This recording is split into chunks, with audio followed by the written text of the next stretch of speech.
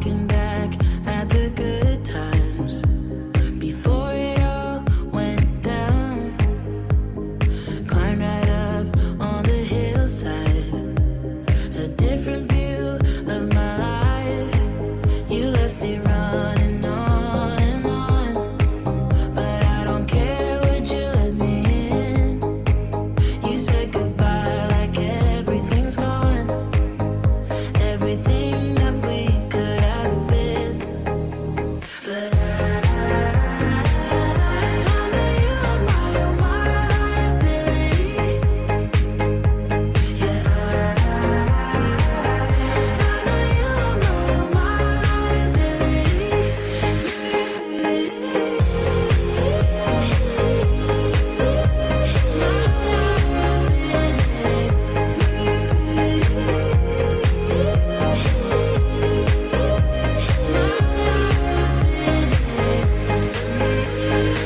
You say that you're sorry. We turn the page and make up. A broken trust got you haunted. To doubting you was enough to leave me chasing you on and on.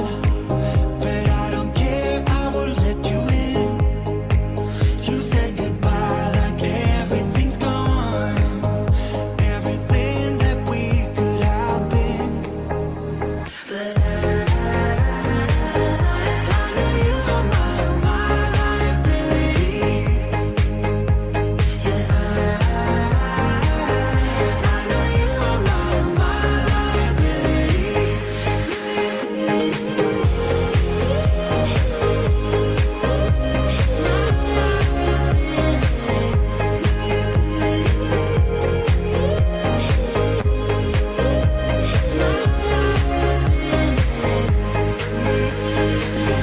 Oh, what a hopeless case we could be. Yeah. Oh, what a hopeless place that we're in. But I'm your liability. I know you are my liability. Yeah, I know you are my liability.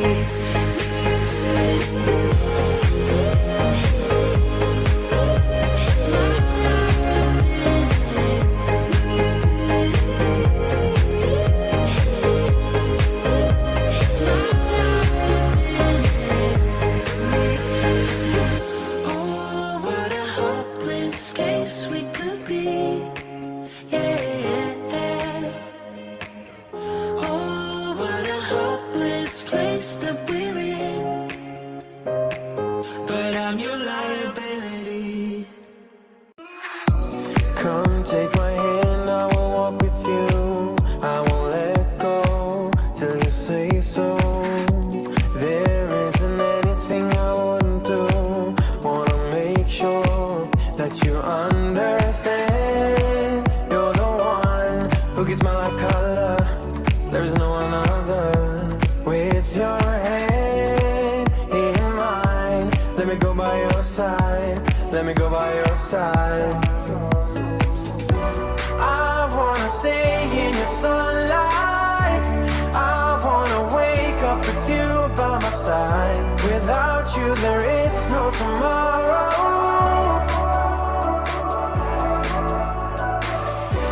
We could be in for the best ride. Want this to last for the rest of our lives. Without you there is no tomorrow.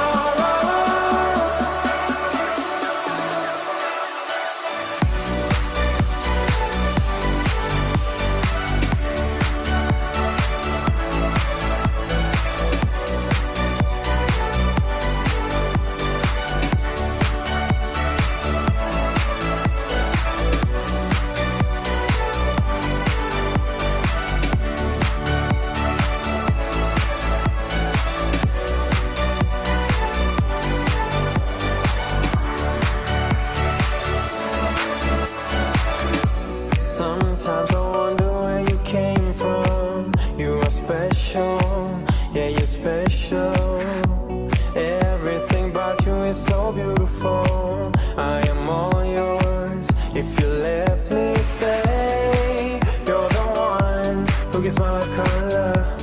there is no another. With your hand in mine, let me go by your side, let me go by your side. I wanna stay in your sunlight, I wanna wake up with you by my side. Without you there is no tomorrow.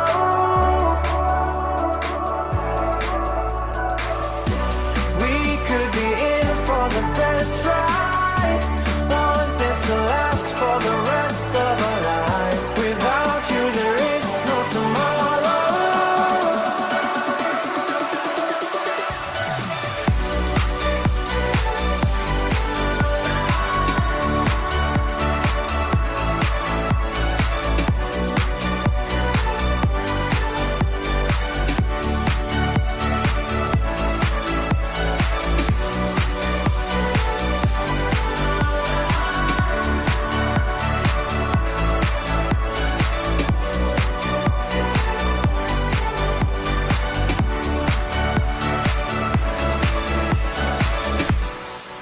A nation of over 1.4 billion people and 5,000 years of history. From Nanning to Ningbo, I bring you Let's Talk China. Well, good morning, everybody, and we got an exciting panel today here. We are talking religion in China. Can you believe it? We took the quest to chat about this very sensitive topic, and I'm going to go right over to Gweilo 60, who is the one that suggested we make it the main topic for today's discussion. Kurt, take it away. Good morning, everybody. Yeah, you see, there's a couple of different topics in the world and that are very controversial. Politics is one of them, and religion is another. And because we have a panel of such a diverse type of people, like I know that some of you have a religious background, some of you don't. I obviously don't, if anybody watched the show I put out yesterday. But so you're going to get a diverse sort of understanding of what we see, what we go through in mainland China dealing with religion. And it's one of those things that everybody has their own feelings, and there's so many religions out there. And China's no different than anywhere else in the world. We have Muslim people, we have Christians, we have Buddhists, Taoism, we have Confucianism, we have all the isms in China here. And people think that China is one of those countries that says no to religion. Well, that can be true if it's not a religion that is sanctioned by the government. And there's a lot of reasons why that is. And we'll get into some of those during the show. And, pick the brains of everybody else on the panel, and send us your questions, and we'll do our best to answer them. Back to you, Alex. Are you sure, Kurt? Come on, take some more time, man. Okay, well, you get into the history of religion in China. You get back into about the 1850s when you've got this guy named Hong. I'm not sure why he was in a coma. I think he got sick. He went into a coma, and he woke up months later, thinking he was the son or the little brother of Jesus Christ himself. Okay, so he writes a book. He gets a bunch of Chinese people behind him, and sort of starts a rebellion, and it was called the Taiping Rebellion. Okay. And during this time period, I think it depends on where you read. It was between 12 and 14 years. And between 20 and 60 million people died during that rebellion. So you can understand, and it just about overthrew the Qing dynasty in the mid-1850s. So you can see where China is a little bit leery about having big organized religion, because they've got a history, a past of having this be a problem. You get into different cults that have reared their ugly head in recent years, like Falun Gong for one, and people say, "Oh no, that's religion." I beg to differ. If you've got people burning themselves on the street, that's a cult. That's not a religion. Things like this that the Chinese government looks at the world and says, how many wars have been started by, because of religion? Well, it's either land or religion. And people say ideology. Well, there's religion rearing its ugly head. Look, between 1096 and say 1290 something, they had, I think, 5 or 6 different crusades where the British, the Western world, the people with the colonial ideas about religion headed to the Middle East to war against the Muslims for holy sites, for Holy Land, Jerusalem, things like this. Okay, and this went on for 200 years. It all in the name of religion. And when the Chinese government looks at something and says, we don't want a part of that, because look at the history that it has. So they basically have banned people in the Communist Party from having a religion. The Communist Party pushes atheism. They're atheists. You know what I mean? Atheism? Okay, whatever. But you see, the idea that if the people in the Communist Party don't push religion in their political scene, it makes it easier, better for everybody, because, as you know, a mix of religion and politics doesn't work.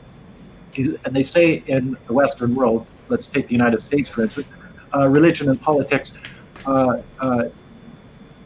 you can't have them together. But then again, you get somebody like Donald Trump clearing out a whole bunch of people in Lafayette Park the other day with rubber bullets, pepper bullets, tear gas, peaceful protesters, to walk across the park and hold up a Bible in front of the church for a photo op. Okay, now see what religion can do in a society like the United States. What could religion do in a society like Cambodia, China, different places around the world? And we see it all the time, and throughout history we've seen it. So there you go. Is that enough time, Alex? I don't know. Carry on. Let's go to somebody else. Okay, good. So, I'm not sure if everybody is aware, of the viewers that are watching today, that, in the 1982 of China's constitution, they actually banned discrimination of religions, and they have allowed 5 of them. So, for a lot of other, countries out there that, say that China has really come down hard on religions, it's actually, they made it part of their constitution. So 5 are allowed, and we will dig into that here in the next hour or so, and really, get into detail and try to, hit these myths that we're hearing right on their head. I'm going to go over to somebody new to Saturday's panel, Snarky Guy. Snarky's going to kind of weigh in on what he feels if religion is being, strangled in China. Snarky, I'm coming over to you. Hey, Alex, first of all, pleasure to be here. I'm not sure about the rest of the panel. I am a Christian, but I'm also a very snarky guy. So you guys may know that.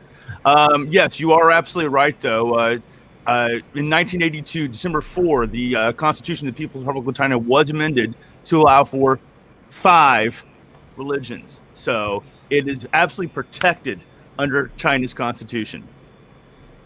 Right. And has that ever had to be tested? Have anybody ever tested that in the courts or anything like that?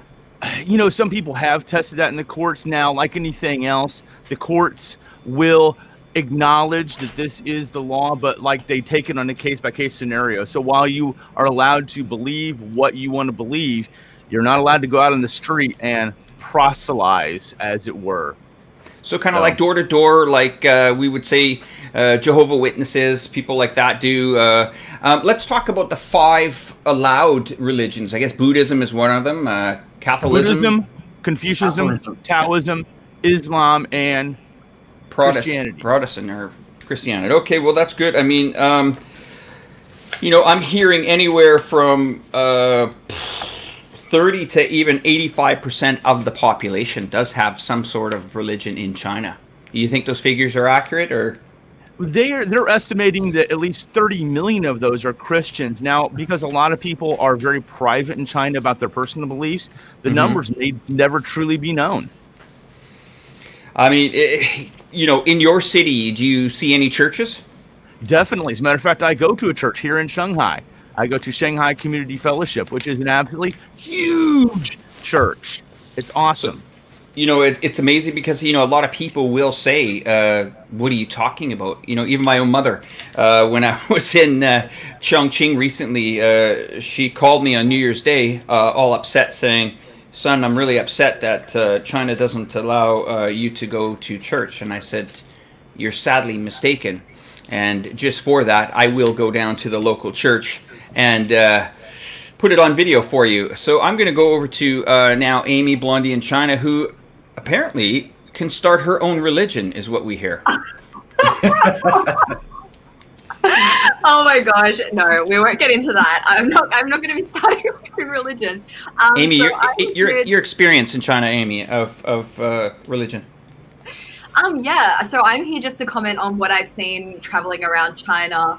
And yeah, I've been to a lot of places. I've met a lot of interesting people, people from all different ethnic minorities. And my experiences when it comes to what I observe in terms of religion in China has been really fascinating for me. I really live for all the cultural, historic stuff. So yeah, I have a background in learning Chinese history. So I know about, some of the history of religion in China, which I find fascinating.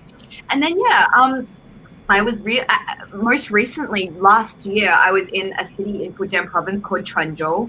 And I don't know if you've probably heard of Quanzhou when you research the topic of religion in China. And I just thought it was a super interesting place because it was actually one of the biggest maritime ports in the world back in the time of the Silk Road, and it's actually the starting point of the Maritime Silk Road. So back in the 1100s, back 1,000 years ago, Marco Polo was trading in the city of Quanzhou, and as well as a lot of different traders from all around the world. So as a result, all of those traders from all different countries around the world, they came into China, into that port. Some of them settled there, and as a result also brought a lot of their culture and religion to the port of Quanzhou.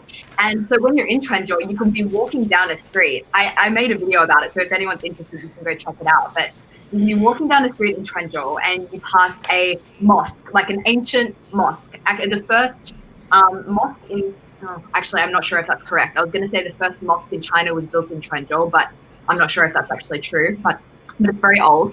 And then you'll walk past a Christian church, you'll pass a Taoist temple, you'll pass Buddhist pagodas, and it's just such an interesting thing to see how back then religion of all types was so embraced, and there wasn't conflict there to do with religion. Everyone was very respectful of each other, which I really love seeing. And there's even cases of there's a Buddhist, two Buddhist pagodas in Quanzhou, and at the base of those, at the base of the temple, there are actually Hindu inscriptions showing how the Hindu culture was welcomed. Hinduism was welcomed into China and actually shown at the Buddhist pagodas. There are tombstones that have been excavated in Quanzhou that show influences of Christianity, Taoism, Buddhism, and Hinduism all in the one tombstone. And I just think, personally, I find religion a very fascinating topic when it comes to China. So keen to chat about that in today's live stream. I wasn't aware, but there is a halal production in China, and I mean, this is a country that has, what we're hearing, approximately 23 million Muslims, and I wasn't aware that 14,000 of them go to Mecca every year. And once again, we're talking about all types of religions in China. I mean, the Muslim community, I mean, 23 million people, that can't really be ignored.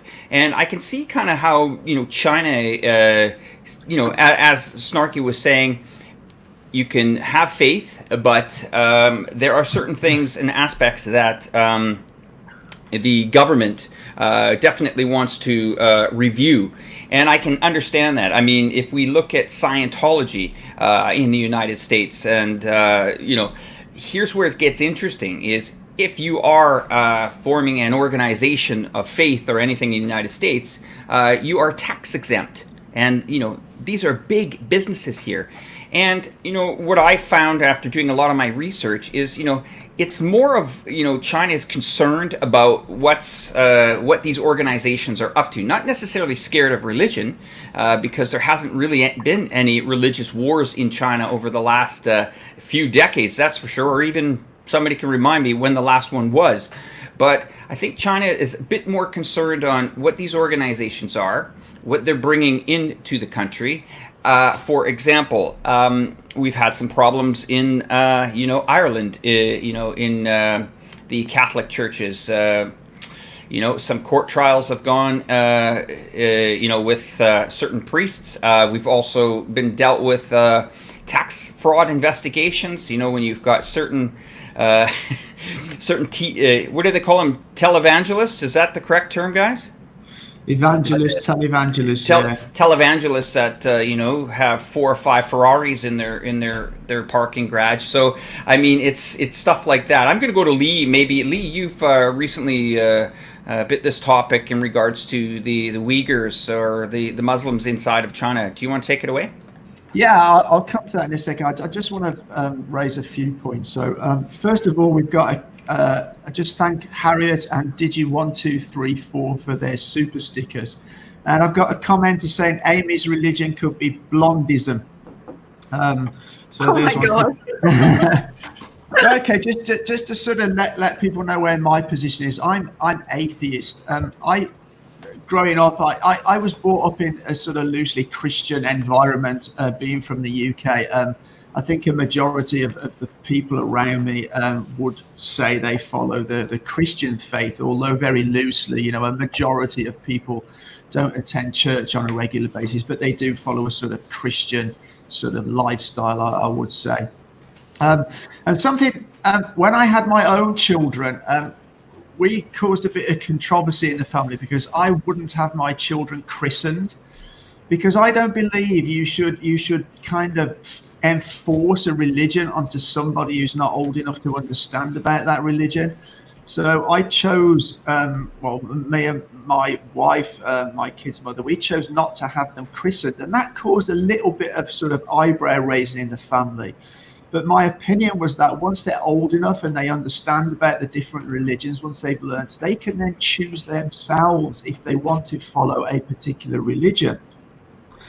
And then I just want to sort of think, I think there's the problem with religion is that there's a lot of extreme groups, and I think sometimes extremists use religion to hide their true intentions.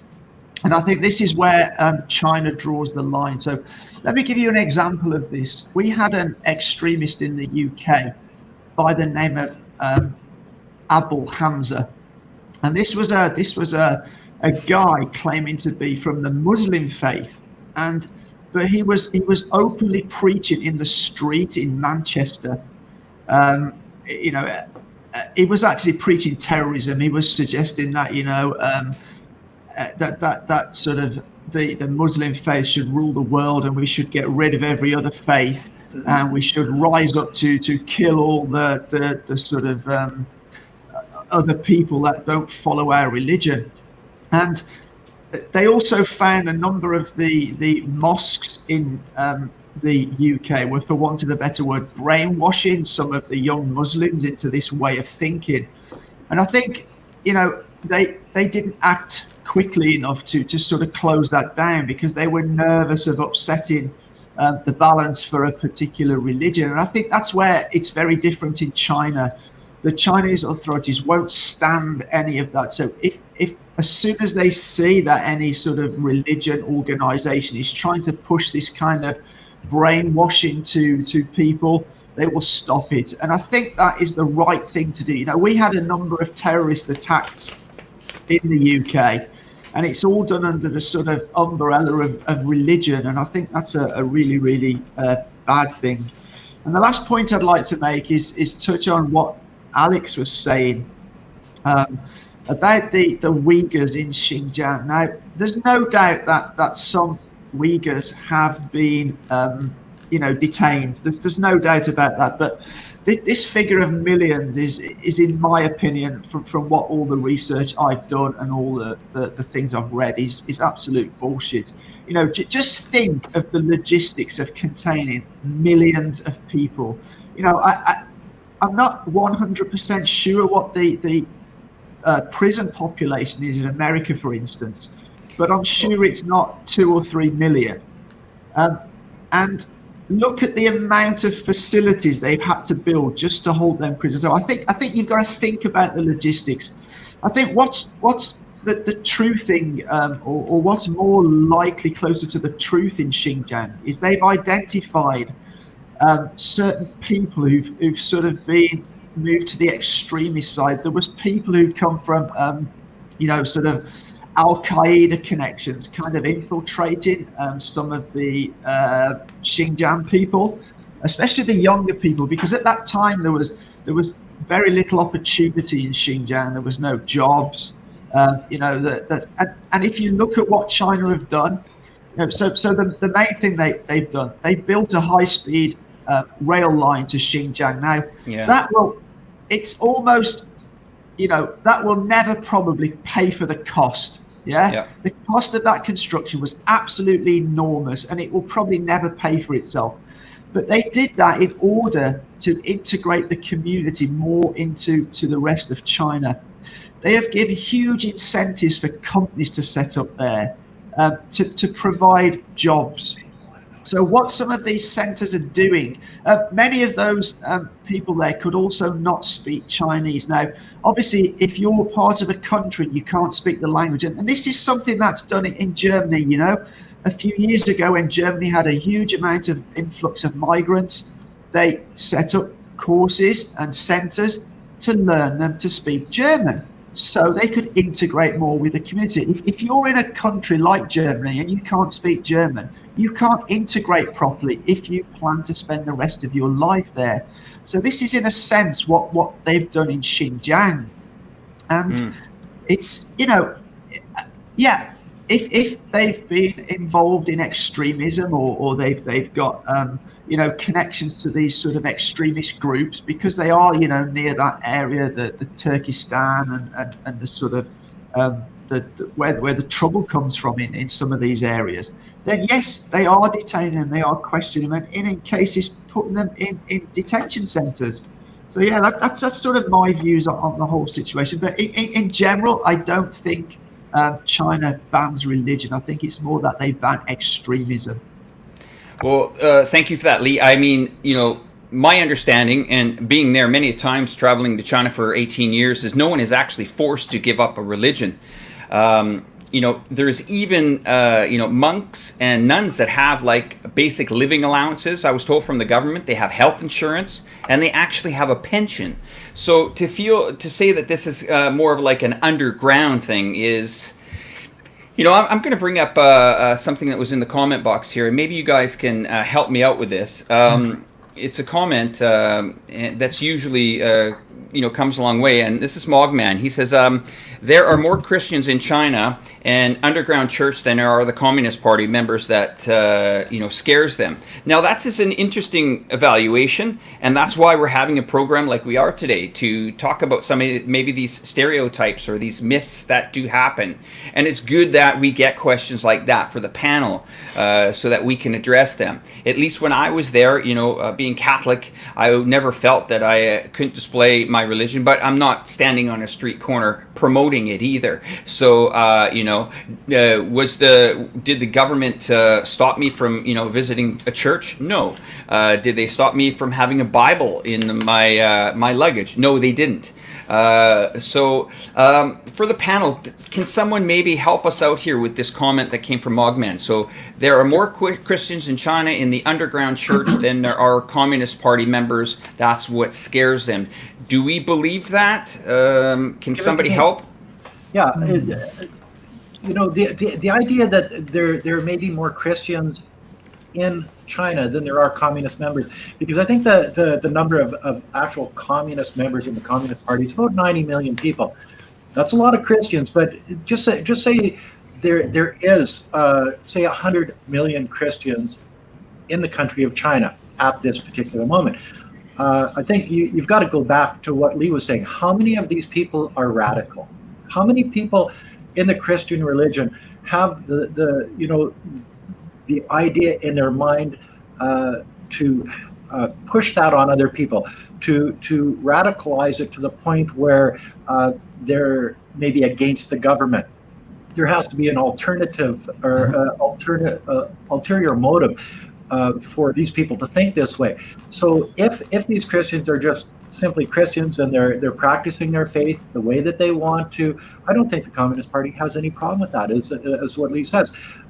When it starts to be radicalized, when it starts to be Falun Gong, when it starts to allow a cult, Scientology would not be allowed in China, but when you get into, say, radical Islam, not all the people that are Muslims are radical.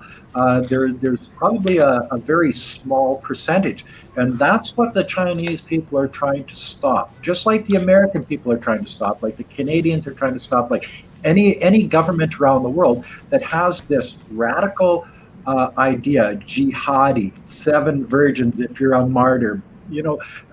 You talk to a regular Muslim, like my doctor in Prince Albert, Saskatchewan, when I was living there, in Wei Feng's doctor, he was a Muslim and a really nice guy.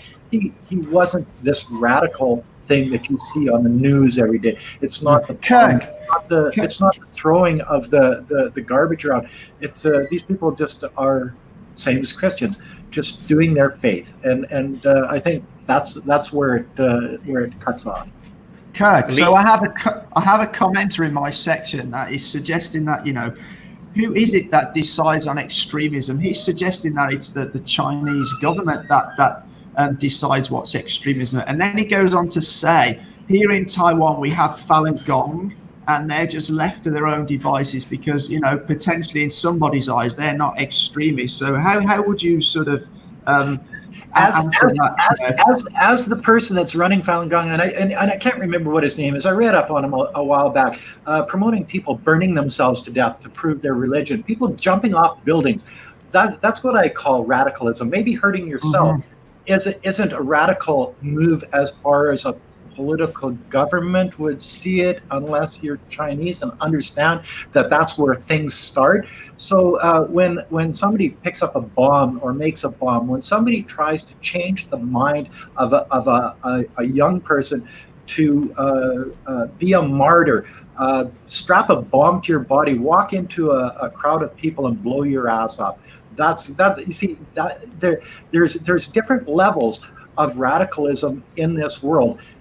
And some are extreme and some are not extreme. But if you're looking at where does it start, where do you stop it? Well, I think if you can stop it in the early days and re-educate, like the Chinese government is doing in Zhejiang province, if you can grab these youngsters at an early age and show them, educate them, with the Chinese language, with skills, with university degrees. I know that if you're a Muslim, if you're from Zhejiang province, you're given extra points on what is the SATs in China. I can't remember. Anyway, it doesn't matter. But they're given, because they're a minority, they're given extra points so that it's easier for them to get into secondary education. Things like this that the Chinese government is doing. Affirmative action, I guess it would be, only dealing with school instead of jobs.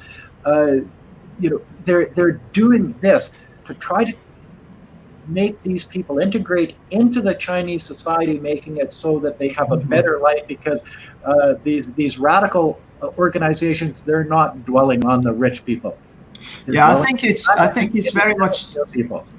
I think extremism comes down. It's like it is defined differently by different people. But where I stand is, I think it's okay for anybody to believe in whatever they want to, and that's their prerogative to do that. I think where I don't like it, and this goes for any religion, where they try to start pushing their beliefs, they kind of like pushing it onto other people. So we see this in the UK with certain faiths. They will go door to door Jehovah's Witness, and they will try and push their belief onto other people. And that's where I think it's wrong. I think anybody should be able to practice their own religion and believe in whatever they want to. But when they start trying to sort of, and what some of these more extremist religions do is they'll try to push it onto younger, vulnerable people. And I think that's where the line needs to be drawn. I think that's where it's wrong. So I have a super chat here from Arthur Larson that says, has anyone been to Guangzhou Sacred Heart Catholic Cathedral, one of the few cathedrals in the world to be entirely built of granite circa 1888? Maybe someone has been down there or seen it. Also want to say thank you to Elaine Lee for your generous contribution on Super Chat. I do have a couple more people in my chat, and I'm going to bring them up because I really want to focus on, I don't want to convince someone, but I want to, maybe some people that have this impression on China and they haven't visited China, they feel that this country is closed off, or when you guys are explaining earlier about, certain religions are monitored.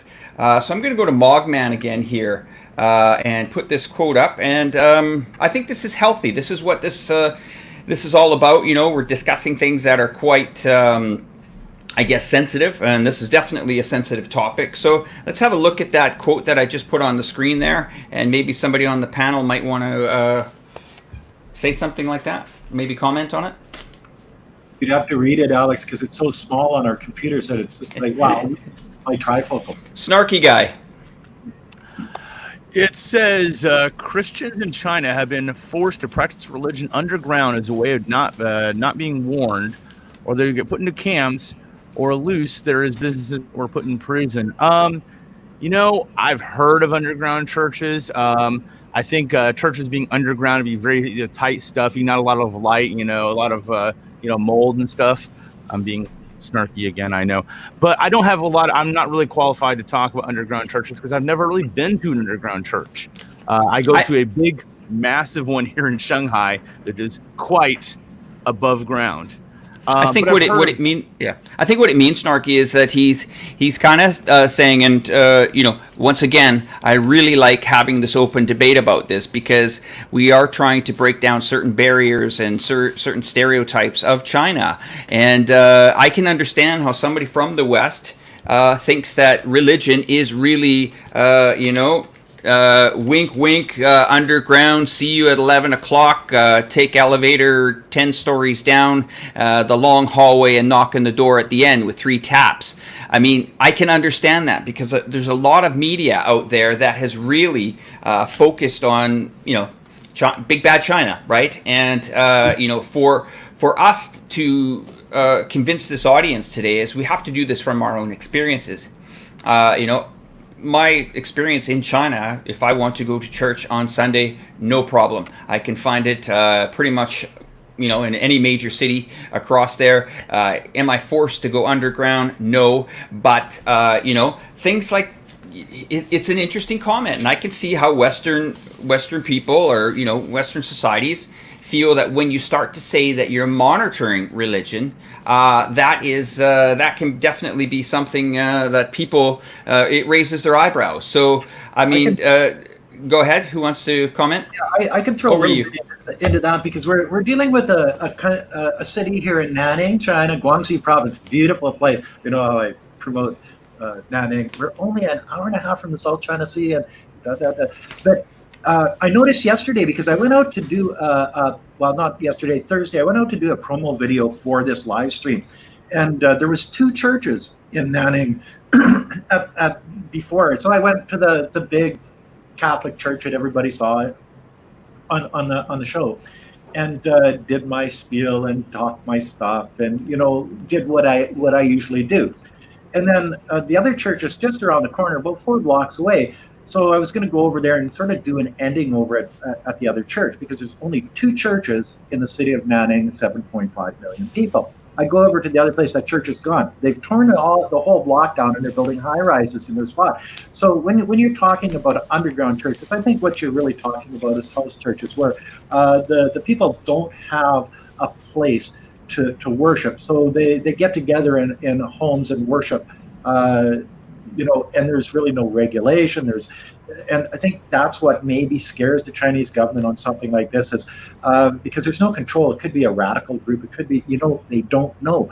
So maybe they should quit tearing down the churches and build some more churches, and maybe they would know, because the churches that are in China, they are regulated. So I'm just gonna pass over to Lee, and then I'm coming over to Amy. Lee, you have a couple things that need to be addressed.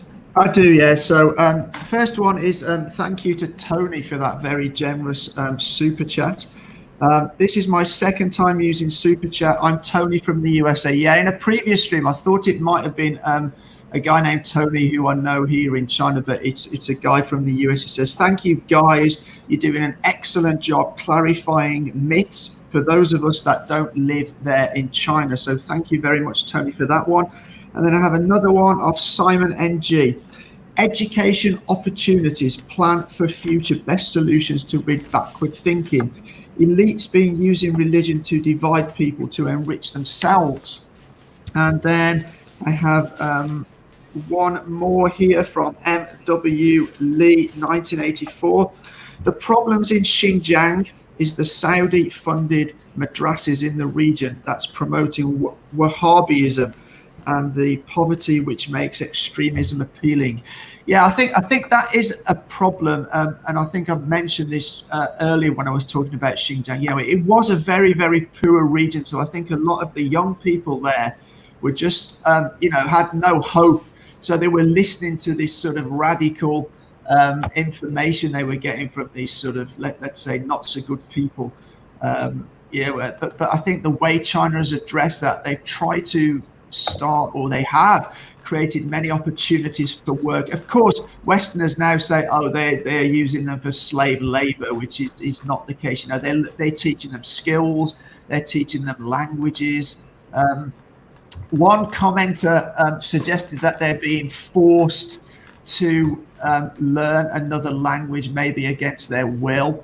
I don't really know how to comment on that. I don't know whether anybody else wants to say anything about that. But my thinking, if you live in a country, it's much better to speak the language. For example, I live here in China and I don't speak a lot of Chinese, and I really, really, really wish I did, because I'd be able to integrate that little bit more. It frustrates me when I can't speak to older Chinese people here.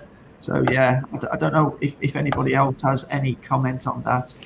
I'm going to move over to Amy now, and maybe we can discuss a couple of things here.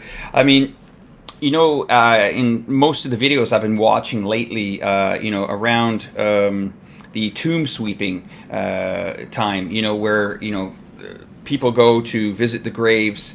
I mean, this is quite a large event in China, and also a dragon boat festival. These things are kind of, we would say, gathered around, I guess, having a belief. What are your experiences, and have you been in China when they do the tomb sweeping? Do you know much about that, or Yeah, I know about it. It's a Tingningjie, which is where you go and pay honor to your ancestors and go to their burial site and clean the tombs. And it's less of a religious thing, more of an ancestor respect worship thing. And as for the Dragon Boat Festival, I believe that's to commemorate the death of a poet. But someone in the chat, if I'm wrong. And then you've got Confucianism, which is considered like a religion of China, but it's less of a belief system and more of like I wrote it down, a way to describe Confucianism, more of an ethical system. And although Confucianism isn't like, a lot of Confucian thinking still exists in China, but I wouldn't say that Confucianism is as big of a deal as it used to be. So there are so many festivals in China, some that are celebrated nationally in China and some that are celebrated in communities. So I've had the opportunity to celebrate in a lot of those very local religious festivals. Last year, I got to travel to Yunnan and celebrate the Water Splashing Festival, which is a celebration it's a New Year celebration for the Dai ethnic minority. who are essentially follow the Buddhist culture, and they have huge celebrations in various communities around in Yunnan and also around Southeast Asia also, and yeah, it was very interesting. I did the biggest celebration is in a city called Sichuanbana, and it has a massive festival. I celebrated in a much smaller community where I think 80% of the population is Daizu or from the Dai ethnic minority. And I found it very interesting to hear that the funding for that festival comes from the government. So I don't know what the situation was in the past and whether those kind of festivals were suppressed, but they're definitely being more encouraged and celebrated now. And there are so many of these kind of religious festivals within ethnic minorities in China. So many in the calendar. Almost every second week there'll be a festival happening somewhere. So I find that really, really interesting. Amy, let's chat a bit more, about, when we were talking about, religions and people's beliefs and stuff. I mean, some of them are like harmonies. Chinese believe in certain numbers that, will bring them wealth. Some people even say that money is a religion in China. I have a lot to say about that, actually. There is actually a god of money in the Taoist culture, Dao Jia. And I forget, I Googled him before, but I've forgotten the name of the actual god. But there are temples where people will go to pray, worship this god and pray for money. I would say, if there was, I don't know if this is going to be a contentious statement, but I would say if there was one main religion in China, it would be money. People work so hard for that money to lead a happy and good life, easy life. I find that really, really interesting when it comes to the idea of money as some type of religion in China. I'm no expert, but from what I see, the majority of people that I meet in China, they have no specific religion that they would follow. But I would say 99% of the people that I meet would definitely care a lot about money. Okay, thank you, Amy. Snark, you ready? Okay, so let's have a look at this topic, you and I, for a minute here, okay?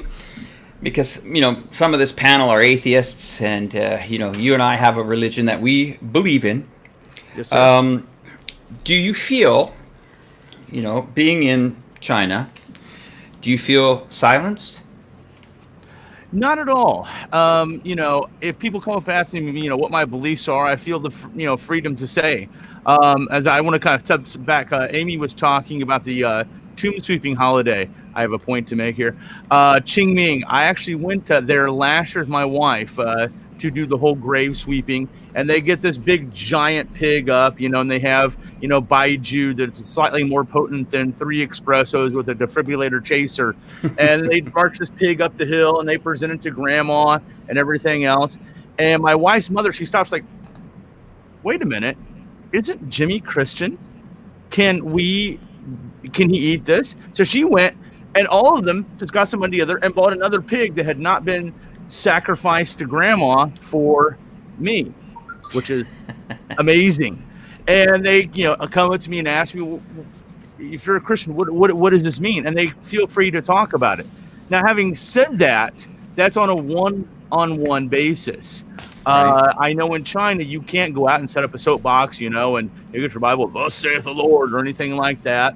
As a matter of fact, in my school, in my contract, it says very specifically, I'm free to believe whatever I want to, but I can't go proselytizing out on the streets in China. Right, and I think, that's, I can understand that. And, I mean, that's not to say that it's silenced in China. I mean, if we're looking at this country, it's multi-ethnic. I kind of want to put under the microscope private Catholic high school, and I was taught by priests and nuns, and even put many hours into Christian ethics day after day after day. And what was unacceptable on certain things back then, for example, hard rock, heavy metal music. You could go back and actually even look in the media during that time. They talked about, bands like AC/DC, bands like, I guess all heavy metal bands, or most heavy metal bands in the 80s, were bringing a cult, a cultist message. And they were actually banned. They were actually banned from my high school. And, we had a little bit of a chuckle this week, you and I, about listening to my Christian rock band called Striper. And they were one of the first mainstream Christian rock bands that actually got notarized in the world. But we laugh at that and we chuckle because, that was many years ago. But we have to understand that, in these times of the 80s, our own government and our churches and our own religions in a Western country did put some restrictions on us. Do you share that? Do you know what I'm getting at? Oh yeah. My folks, if every time they found like a rock set CD or Pet Shop Boys, my dad would break that up and he'd make sure and put out the alternative Christian music that I was allowed to listen to. So I figured out at a very young age, if I leave the cover on there and put whatever cassette I want inside, then I'm usually good. It was the same way when I went to high school. There were certain rules of things we couldn't do, like listen to hard rock, having long hair, tattoos. Some things, like they said, the students had to wear trousers or skirts. They didn't say the boys couldn't wear the skirts. On a hot day, we would. Well, I got a lot of rules added to my high school. I went to high school actually in Hong Kong. So, but yeah, there was a lot of rules on what you could and couldn't do, even back in the 80s and 90s. True story. This is a really, sensitive topic. I mean, it was really hard for me when this was suggested for this weekend topic to bring it up, because there are certain things that, sometimes we don't address, especially, bringing up religion in China. I mean, it's, just bringing up China can get people, all riled up. And then even politics in China can get people really, the hair on the back of their necks. But, something that I want to address here is that,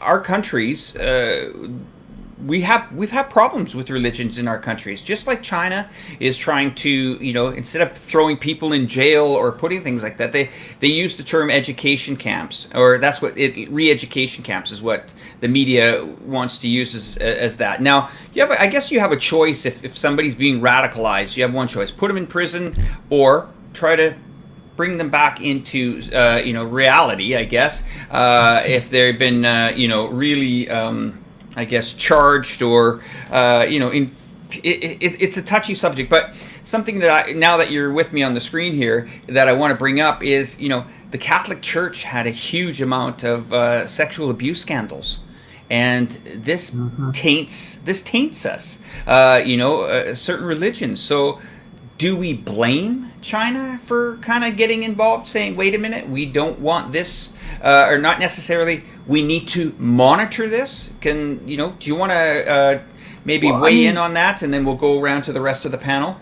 Well, definitely. I mean, a lot of countries have used religion for contrary behavior. I mean, let's look at, Britain, and as an example, why China wants to kind of put the kibosh and a certain, sense on that. I mean, Britain, they took a working holiday to get the Muslims out of Israel. I kill you in the name of Jesus. What? Wait, Jesus was religion, our prophet too.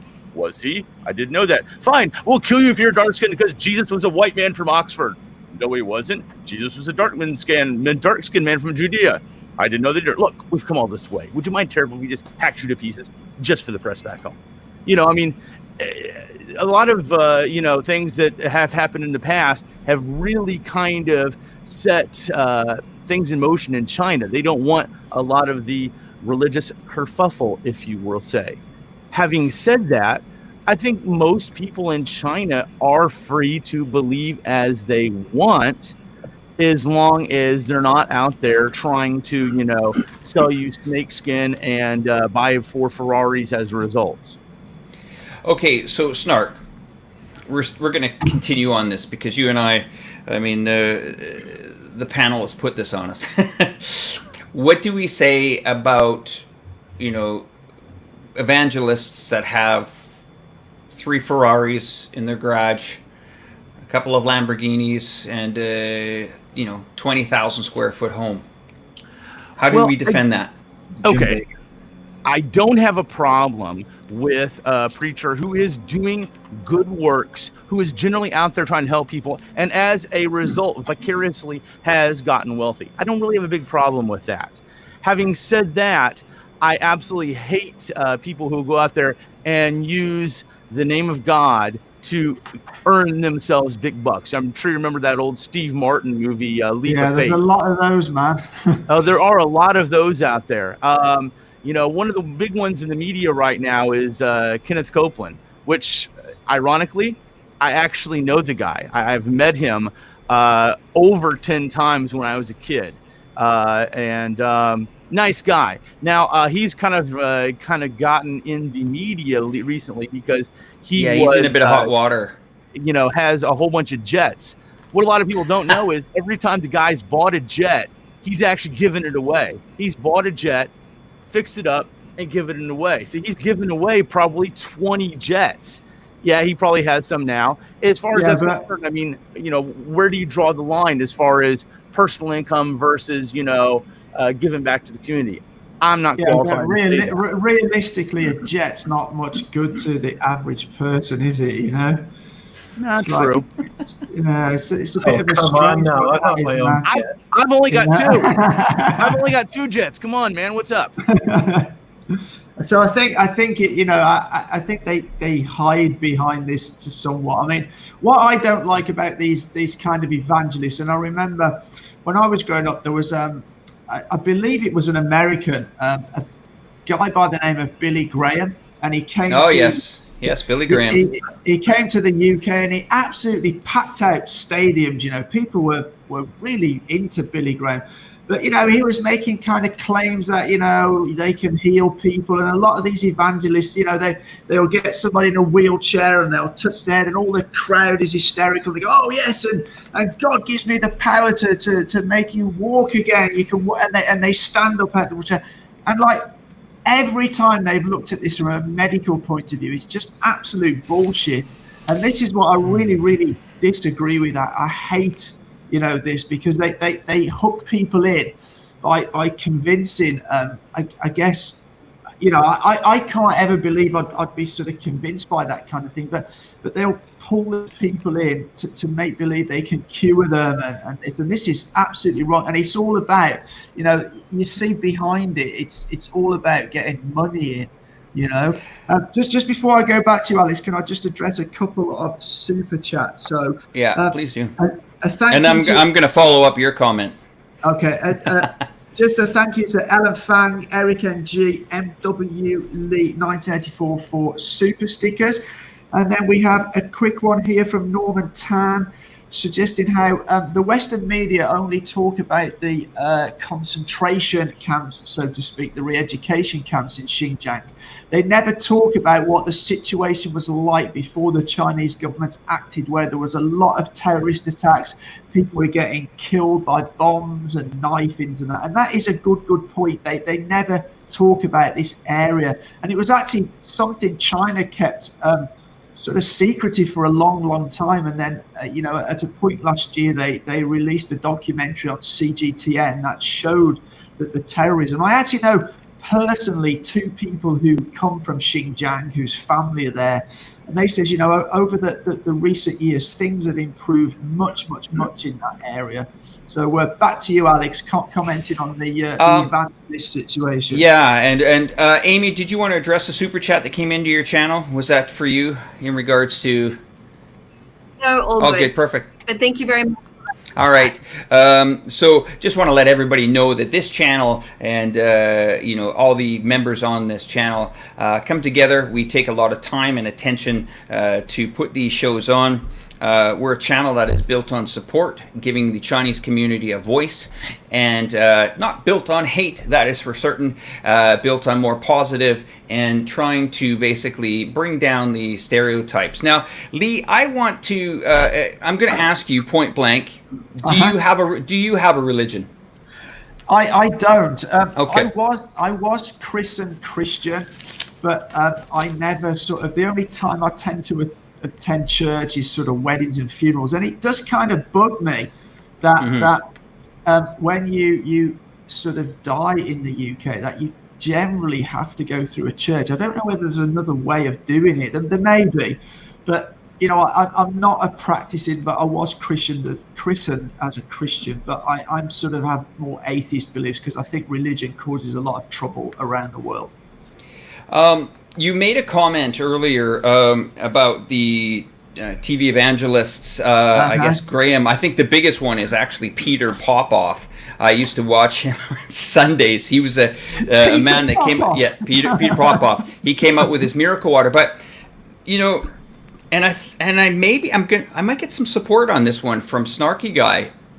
You say that they wheel people out there saying that they can be cured of certain ailments, but something happened to me about 3-4 years ago. I had partial paralysis of my left hand due to something that was called autoimmune. It was autoimmune. I think it was called.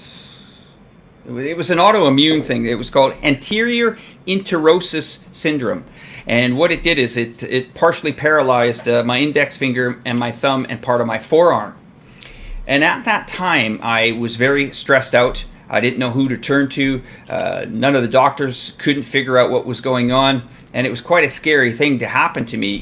You wake up one morning and part of your arm is paralyzed. You think, oh, maybe you slept on it wrong, but then it starts to go for weeks.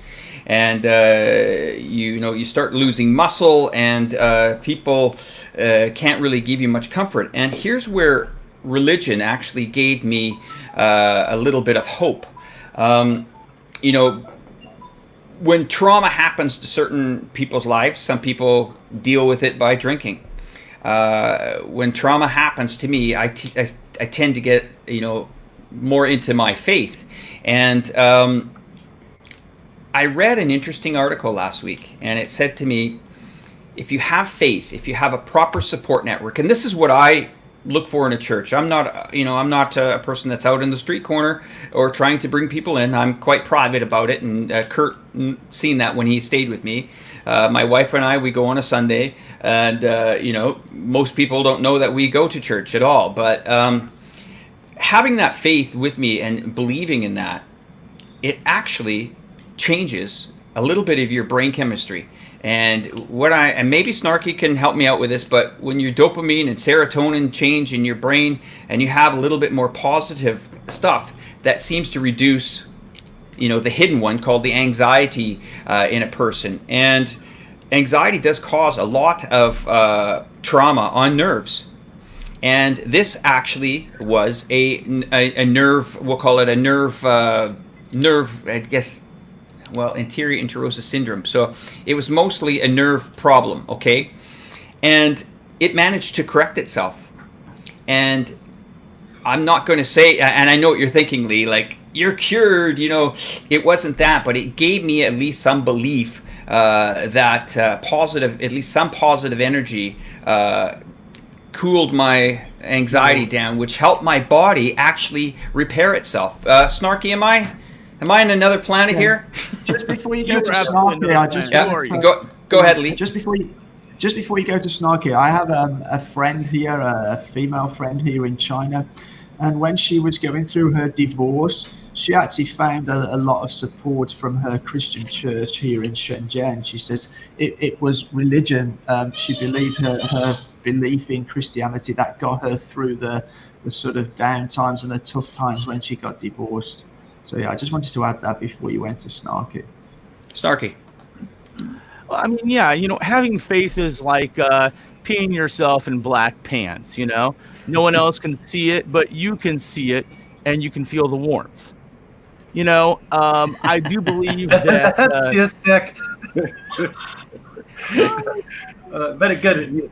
Interesting. Keep going, Snarky. Keep going. I mean, yes, I know there's a lot. I go back to that Steve Martin movie, Leap of Faith, where he was, he put a conveniently placed wheelchair, someone down in there, and stuff like, whoa, and they're healed.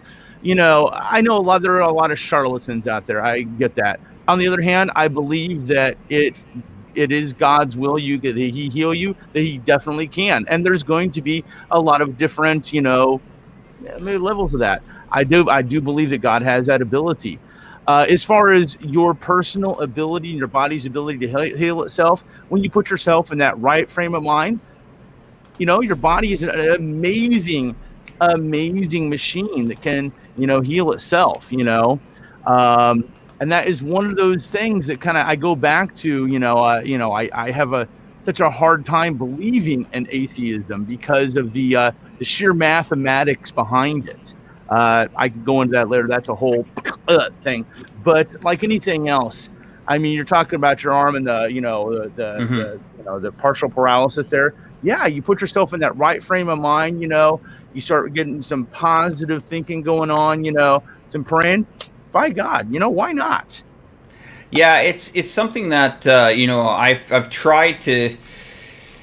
It's a difficult thing. I mean, because some people might think that you're a little bit loony if you're saying, your faith. But, just to steer in on that, and then we're going to go over to Gweilo after this. When I came to Asia, it was really hard to integrate with, a lot of the Thais here because, they have their Buddhas, and to get involved with the community, we didn't really have an attachment. So we felt that, getting into the church helped us out. And, that's...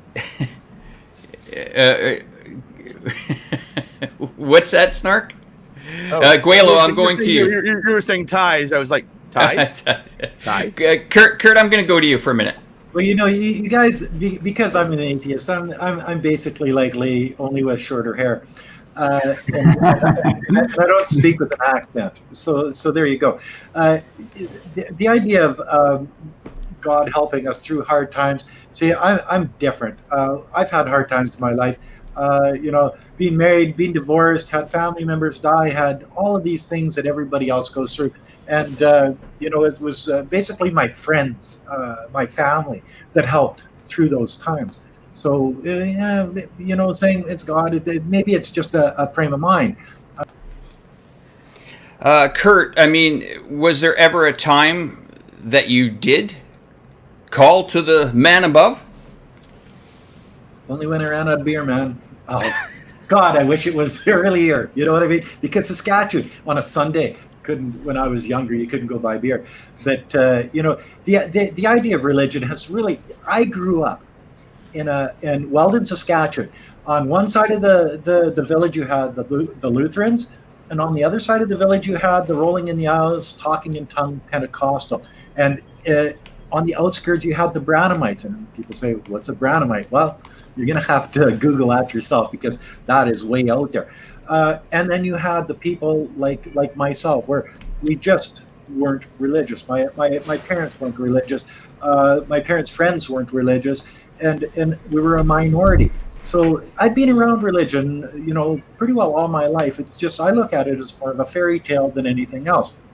I'd like to go and say Kevin Williams. He always gives me a super sticker like 5 minutes before the show ever starts. You know what I mean? And then Francisco Rivera, he's always there for me. So when these people give me super stickers, I gotta read them. I don't believe in religion, but I have people like my mom, very religious. I don't think religion is real, or it doesn't work for the ones that do use it, for the ones that do use it, type thing. And I think it's all a frame of mind. I think it's, everybody's belief is their belief. AYC, Taoism, Confucianism, Buddhism is ingrained in the Chinese culture. After being raised as in a Chinese family, even if you are an atheist or believe in other religion, there are always these three elements in China. Gweilo 01. I wonder where you got the Gweilo name from. Is that anyway? These religions resist incorporation into the Chinese belief system, upsetting the way of three of Confucianism, Buddhism, and Taoism. And I guess where am I? And Francisco Rivera again. This guy has always got my back in these things. This is America, full of churches without paying taxes. Trump, that couldn't even prove when he came into the presidency how much in taxes he paid. And that's true. It's one of those things. AC, would Chinese barbecue pass as a religion? Definitely. AC, and it does. And again, Francisco Rivera, in America, color hasn't even been fixed. Religion would get even worse here.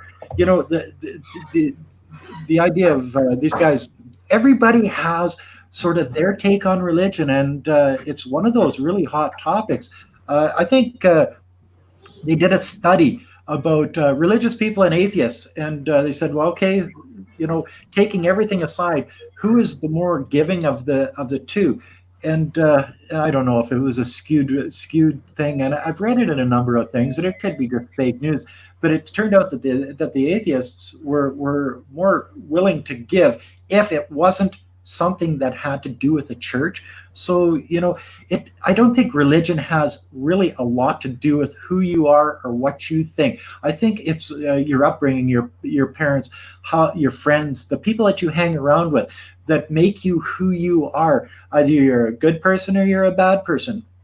We all start out as good people. I don't think religion has anything to do with it. I think that it's your surroundings, your background. If you're brought up in a trailer park and everybody around you is into crime, violence, whatever, then you're going to turn into that particular person because you are who your friends are. You are who your family is. If you go to church and the church is some Islamic mosque that brainwashes their children into being this radicalized whatever, then that's what you're going to be. If you go to a Christian church in a small town and it teaches everybody to work hard and be good people, that's what you're going to be. So maybe the church is just like it is in the real world, where it's the people that you hang around, and it's the leaders of that church or that community, whether it be religious or atheist. It's the people that people look up to, maybe shows and makes who those people actually are when they grow up. I tend to disagree with you on that completely, because to say that you're going to grow up and the people that you grow up with are who you're going to be in the future. I completely disagree with that point. Not really who you grow up with, Alex, but who you like your friends. If your friends are good people, who you hang around with, you'll tend towards that type of thinking rather than so you grow up in the ghettos of Detroit, Michigan. Yeah. You steal from stores, you do drugs, you carry a piece, and because all your friends do, you end up shooting somebody, going to jail for the rest of your life. You know what I mean? It is. No, I don't. I don't know what you mean. I completely disagree, because to label somebody from a certain region, or here's where we fall into that. Then but it's not a region.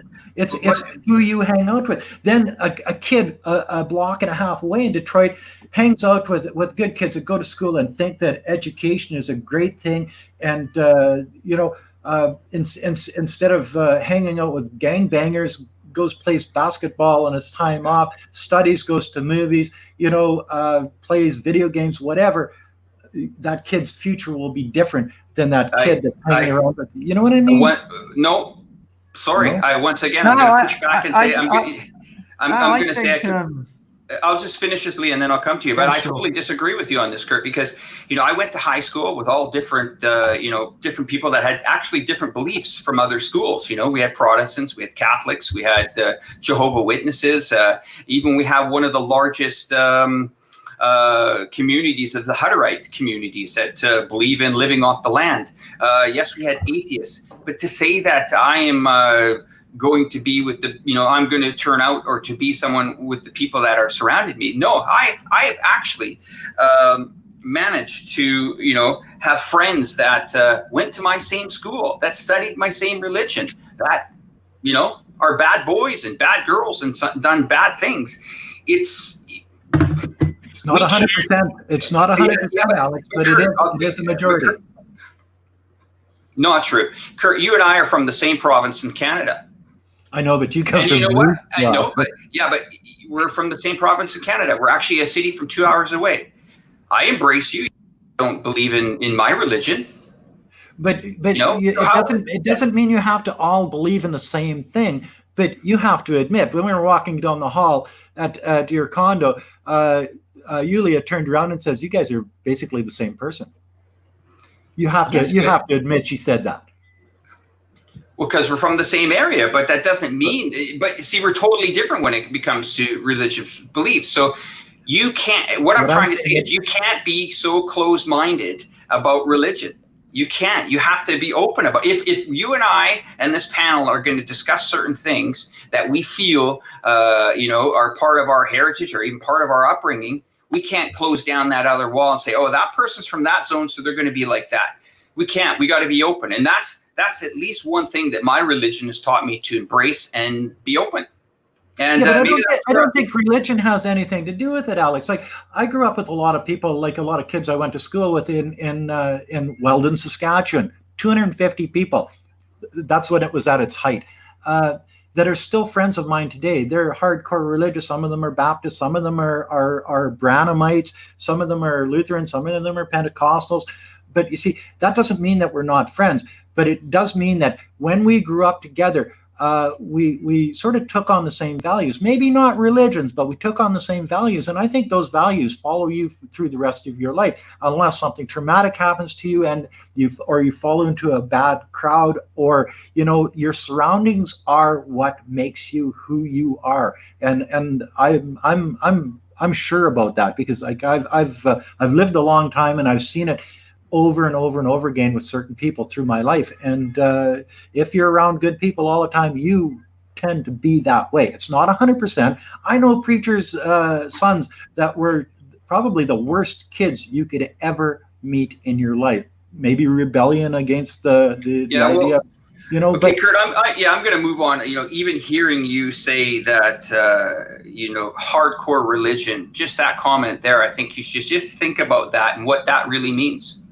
What does that mean? Somebody that has a faith that you feel is not what you share, so you call it a hardcore religious? I've seen Pentecostals rolling in the aisle talking in tongues. That's not normal. Each to their own. But what is normal? Well, that's just it. What is normal for an atheist? Okay, that's not normal, but for a Pentecostal, maybe that's normal. I'm going to Lee, and then I'm going over to Amy after that. Go ahead, Lee. Okay, so I just need to excuse me. I just need to address some super chats that are coming in here. So Trevor Norman, the West has re-education camps. They're called churches. Oron, I want to thank you guys for doing this. Much love and respect. We appreciate that, and we appreciate the support. Harriet, China has a history of minority integration for almost 2,000 years now. It's not just starting today. Actually, the West society have a lot to learn from the rich history of China. What I would say about the minorities here in China, during the time, and I brought this up in my video yesterday, during the time of the one-child policy in China, that one-child policy only applied to Han Chinese. It didn't apply to any of the minority groups here in China. And what I would say is, does that seem like a government that is trying to wipe out the minorities, trying to get rid of minorities? Because in sort of my thinking, that doesn't at all. Another super chat here from Wen Ren.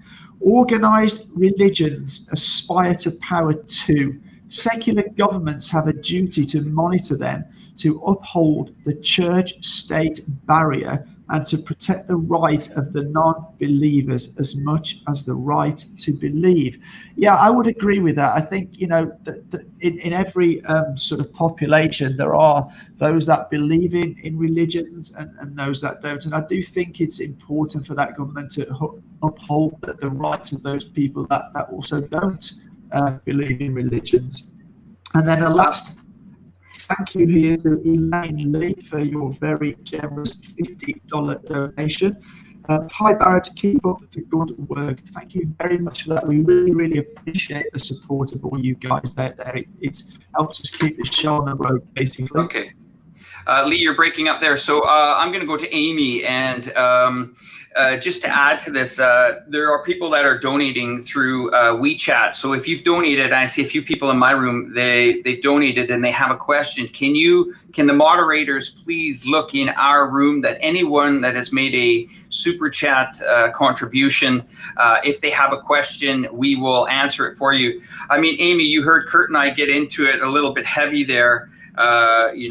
I understand his point, kind of like who you grow up with, what you might end up being, which is something I completely disagree with, because if that was it, then I would be out on the farm right now milking cows. So tell us about what you feel. I don't know what your religion is. If you want to share it, you can.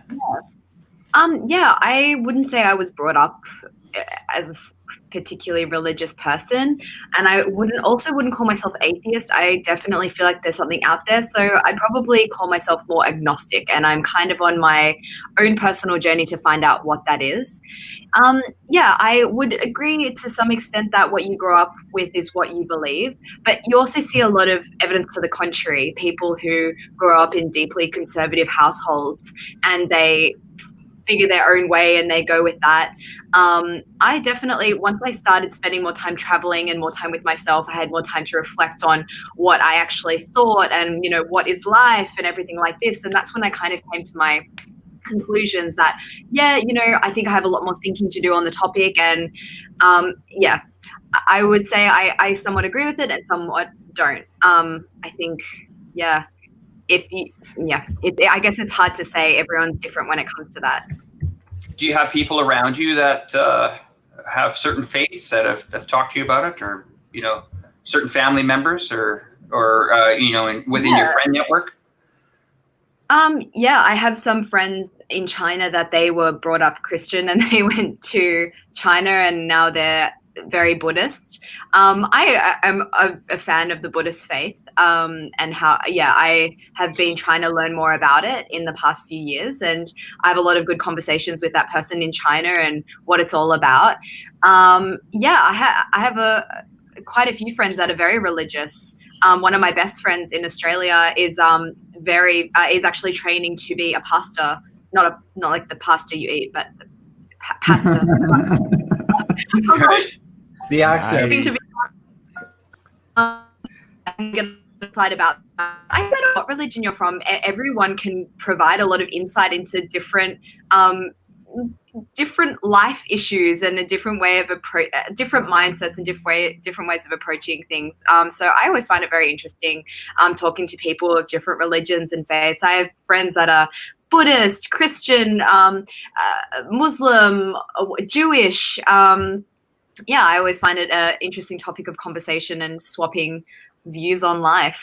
As someone who is not particularly religious myself, I'm really interested to hear about what other people think about things and have no particularly strong views on any religion being the one or better or worse. I respect everyone and their views. I'm going to continue to be on the point of, upbringing. I mean, we have societies in the West here that almost make us choose. And that doesn't necessarily mean just the religion, but it makes us actually choose a political party. In Canada, you have 3 political parties that you must vote for. Okay, the odd person might vote independent as their 4th choice, but it's usually under 1% every federal election. So we have religion that I guess sometimes people, they say at a young age, you must choose. Well, just like, when you're voting, you must choose. And I can see that, certain, this puts people into a certain box where they tend to move on throughout life with friends and stuff like that. So it's very complicated. And, I don't know. What does everybody else think of this? Kurt? Well, when you're saying, Alex, and maybe you misunderstood me, when you're saying if I was like my friends, I would have being on a farm milking cows. It's not what you do, it's how you think, who you are inside. It's not going to change the idea if you're a farmer, if you're a miner, an entrepreneur, how you think and how you go forward with your family or your regular life. Go to university, get an education, move to Thailand, move to China. That's not what I'm talking about. The people that you grew up sort of instill values in you, not who you're going to be. So maybe you got that wrong when we were talking. I'd like to go back and say hello again to Francisco Rivera. Thanks, man. Simon Ning. And Francisco Rivera again. You guys are my friends. Yet I don't believe in the American system. Well. But Francisco, did you believe in the American system, say 20 years ago? Was it better then than it is now? And what do you think has changed? Micah Loke, thank you very much. Elaine Lee, a $50 super sticker or super chat. Keep up the good work. Thank you very much. Alex Tang, great. Simon Ning, Lurue.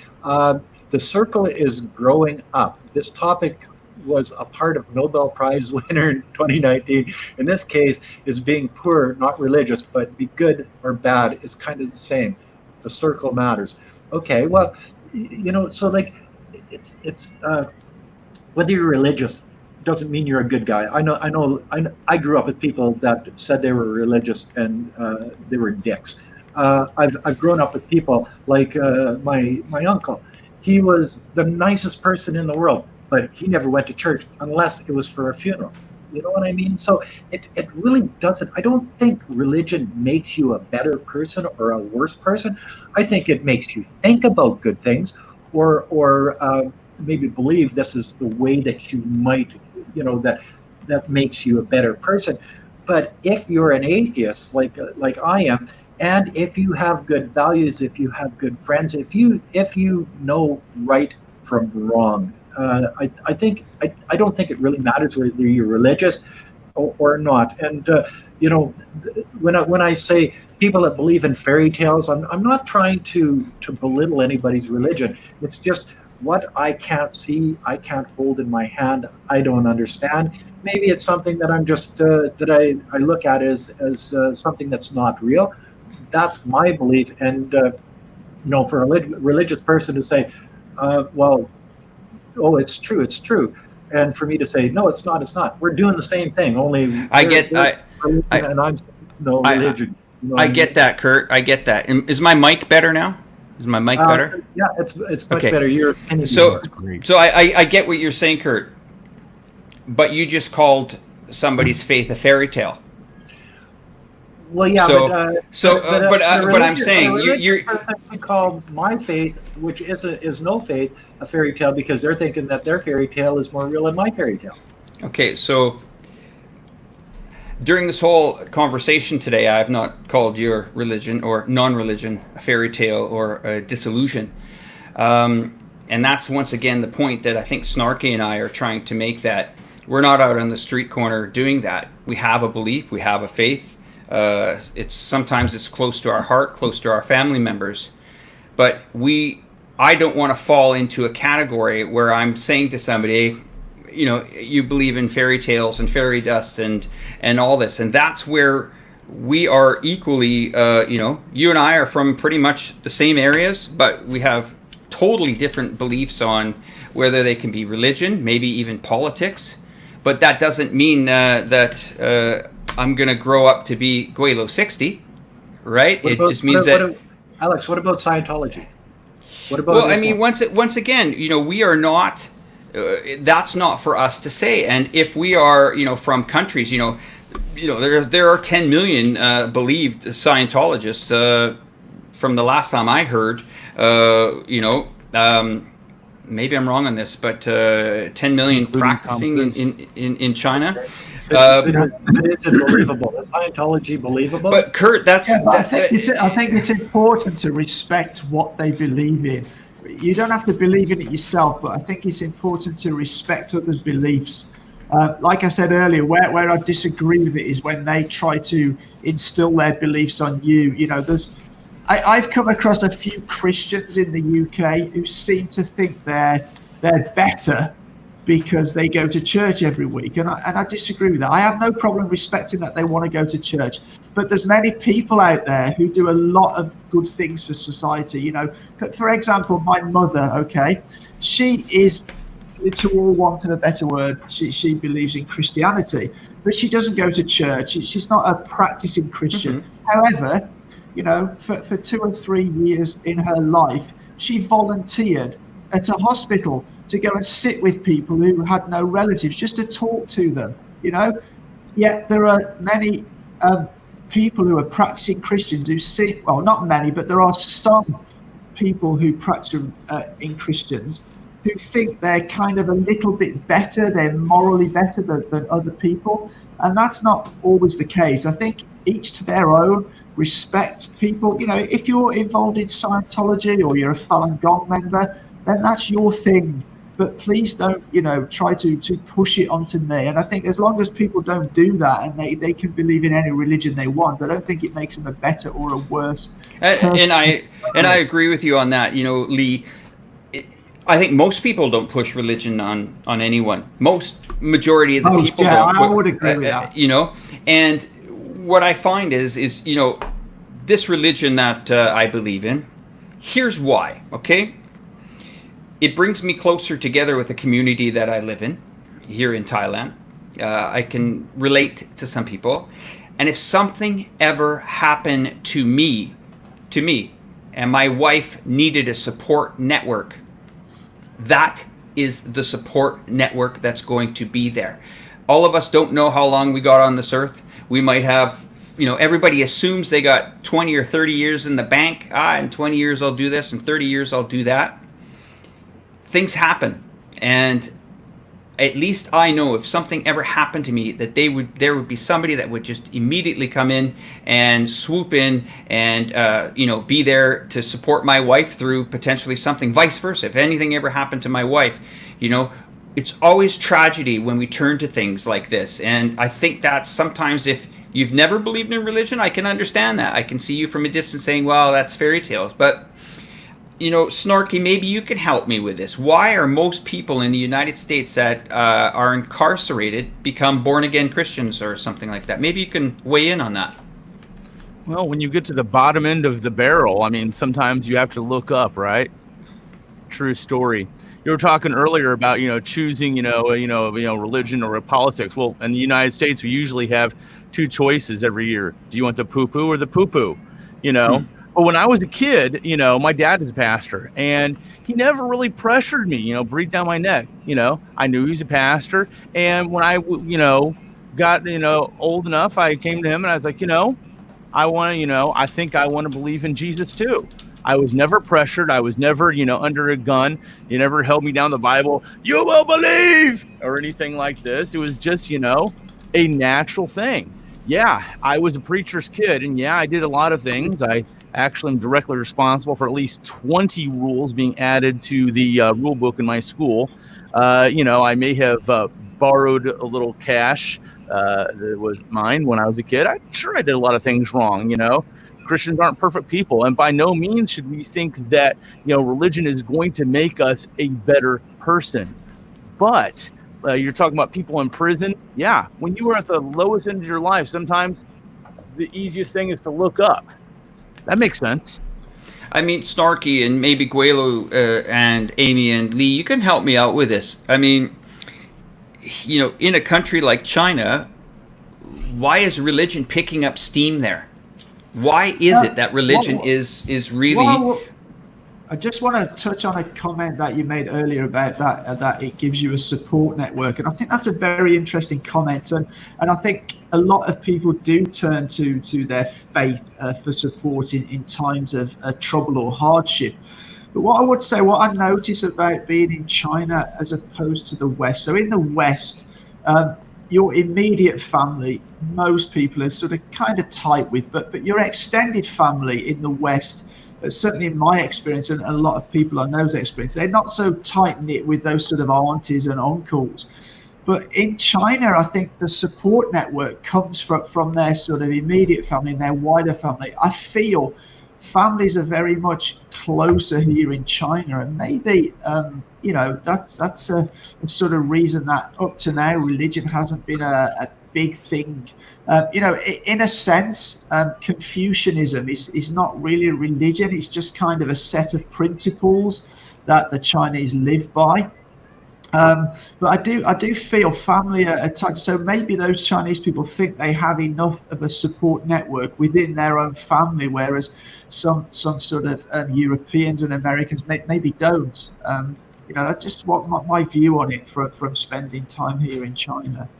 I mean, does somebody want to add to this? Amy, do you have something to add to? You heard Kurt and I mean, I love Kurt to bits, so him and I have to have this discussion. We usually have it after about 2 or 3 beers sitting on the sofa, and then we have a good row at each other.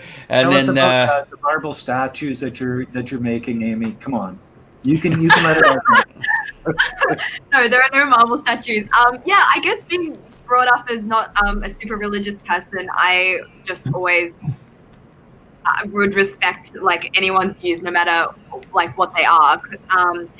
It's hard for me to like say I support one side or another because I myself don't really have a side. But yeah, I definitely feel like religion is growing as a concept in China more. And recently in Fujian province, I was doing quite a bit of travel, and you can't walk a kilometer without coming across a Christian church. And that's probably I just really saw a lot of churches in Fujian province. And yeah, I think. what do you think's driving that? Well, I know probably. More This is a country that's 5,000 years of history. What's driving it? Well, Christianity has been in Fujian province for quite some time because of all that trade that was happening in the past. Mm-hmm. But I think since Westerners have been coming to China, Shanghai, there's a lot of Christianity because there was a lot of foreign trade and a lot of people, Westerners moving to live in Shanghai. I think the cities that you see a lot of, Westerners coming to live in, you see a lot of Christianity, like Qingdao as well. There's a lot of beautiful churches there because of the German influence when Germany briefly occupied the city of Qingdao. And so I guess it was introduced in that way, and it's kind of slowly growing. I think that's maybe what's driving it. I don't know. I haven't really looked into it too much, to be honest. The panel? I'm just going to jump in with this fantastic super chat off Fluffing Fluff. So, say, religion is like Marmite. Some like it, some don't. But don't force people to eat it, and don't French kiss strangers you meet on the street. I think that is absolutely sums it up perfectly. That sums it up. That sums it. I think that sums it up. That is really good. No, I mean, French kiss strangers. I mean, that's the interesting thing about this. I mean, it's quite a hard topic to talk about because there are so many religions, there's so many beliefs around the world. And the nice thing about it is we can have an open discussion on the internet, a panel of people talking about even another country that's not even the one that we're from, to try to bridge the gap or, bridge an understanding of what these religions and how they function in China. It's quite extraordinary to see how, these religions continue to actually even move forward and to expand. And, if you ask a lot of people in my friend network, when I talk about China, they say, well, is there a church there? And these are people from my own church. It was about 4 weeks ago, or no, a little bit more than that, about 2 months ago, because we've been closed here because of social distancing. But a gentleman asked me, well, when you go to China, I mean, don't you find it hard, to express your faith there? And I said, what do you mean? And he says, there's not churches there. And I said, well, where are you hearing that from?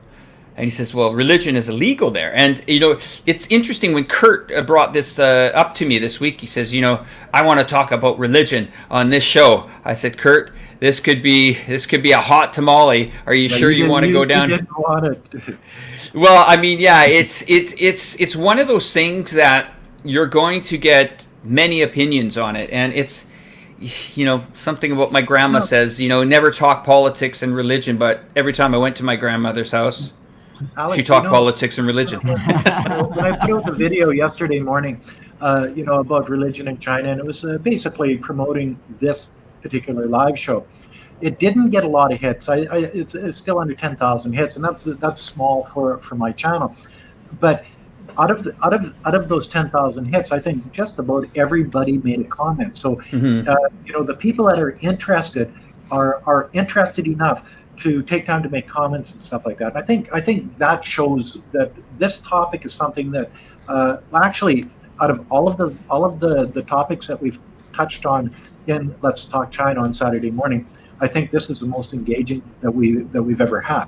Just maybe not the highest numbers, but the most engaging, where not everybody is on the same page. And I think that's why the religion thing, I picked that just for the fact that Snarky's got a way of looking at it. You've got a way of looking at it. Lee and Blondie and myself, and probably any of the other people at the pool of people that we pull for Let's Talk China would have their own view on this subject. So it's not everybody living in China saying, "Oh, I love China, I love China."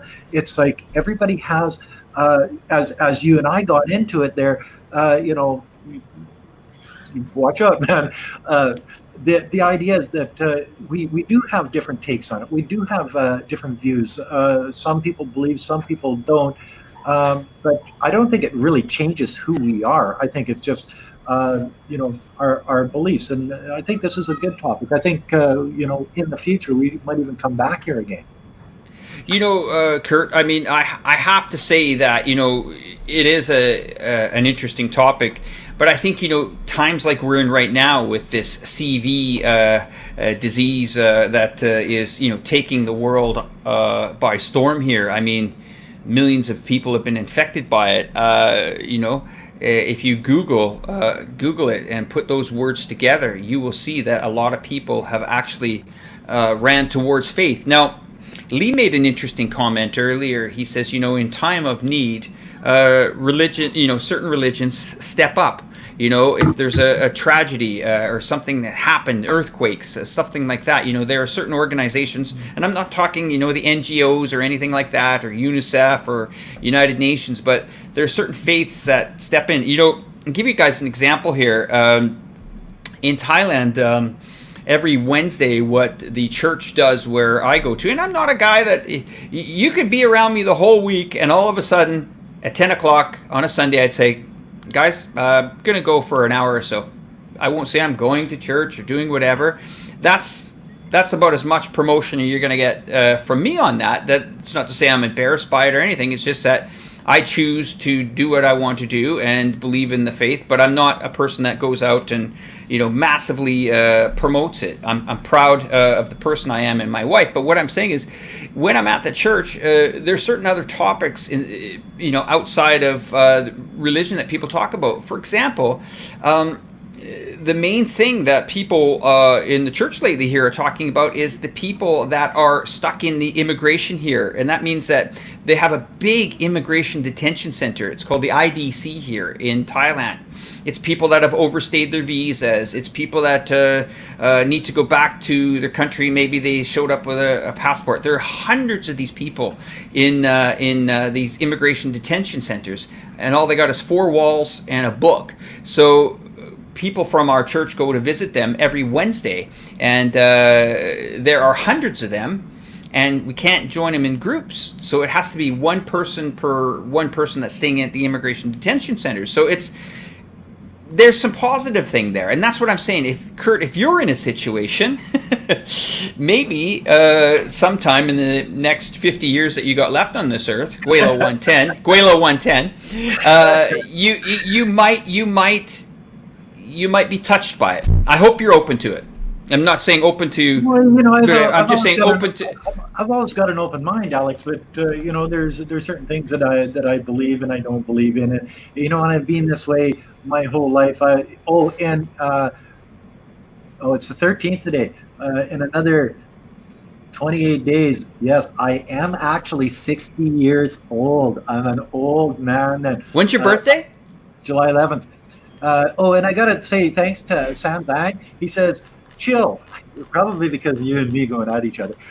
Just because it was the way, just because it was the way for you doesn't mean the same way for everybody else. Both religion and people around you can be factors that shape who you are. It doesn't have to be one or the other. And you know, and that's what I was basically saying. It doesn't really mean religion is going to change you into what you are. It doesn't.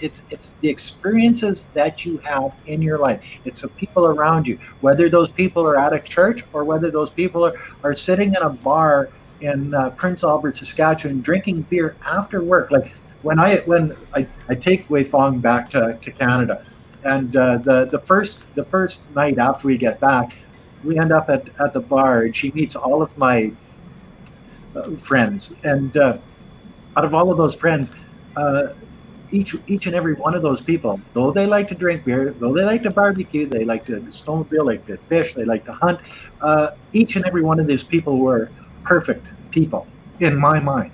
You know, so like it doesn't matter whether you meet them in church or meet them in a bar. If they're good people, they are good people, and if they think the right way. Where I'm not going to steal, I'm not going to hurt, I'm not going to be a prick type thing to other people. Well, it doesn't matter where you get those values, just so long as you have those values. I mean, is this snarky? Is this really, you know, when we're focusing on religion here in China, you know, is it changing the landscape of China? These religions that are coming in there, is there a fear in the Uyghur community? Is the government fearing that? Is the government fearing Christianity? Is the government fearing, you know, do you feel this in China when you're there? Well, I don't really know much about the Uyghur community other than they have wonderful food. But I mean, the landscape as far as religion in China has been there. I mean, there's been some wonderful things. In Beijing, East Church, St. Joseph's Church, huge. In Shanghai, St. Ignatius Cathedral, huge. In Harbin, St. Sophia Church, huge. These places have been here for hundreds of years, you know. And yes, we're just now hearing about more of religion in China as China grows, of course. You know, in Hong Kong, there's been numerous churches. Of course, granted, that was a lot of the British influence. You know, my wife went to a British school in Hong Kong. Everyone knows my wife has dwarfism, 3'11". 4 foot tall with high heels. Thank you very much. But she talks about, you know, the wonderful influence that the religious community brought in as far as her school she went to. Now, of course, obviously the Britons have always stepped their bounds in a couple areas. You know, it's like, what's that behind your back, Britain? Oh, Indian, the Falklands, Hong Kong. Give it back, Britain. You can't have that anymore. But, you know, like anything else, we find that the religion, Christianity, spirituality, whatever you want to call it, has been in China and will be part of the landscape. Yeah, of course. It is a very personal thing. People aren't necessarily going to go out there on the street corner and talk about it. But I have the freedom. I feel free myself when people in China come to me and say, hey, what do you believe? I'll tell them. And then I turn right back around. What do you believe? You know, I find this is a very healthy dialogue. You know, true story. I mean, Amy, you know, we're going to continue on this. I mean, has there been certain regions that you can, because you travel a lot around China, I mean, has there been certain regions that you can feel more of a religious presence in that you've gone to? Because I've watched a lot of your videos, and you know, you really get around China, and you're going to some areas that I don't see a lot of travel vloggers go to and stuff. So is there a region in China that you feel that you know, there's more expression on a certain religion? I think I just did that for a second. Yeah, I would say that I experienced a lot of religion in terms of the ethnic minority cultures. when I've been in China, when I was in Yunnan, which is home to quite a few ethnic minorities, I think like 25 or 26 ethnic minorities there. And yeah, I experienced a lot of religions within those ethnic minorities when I was in Yunnan.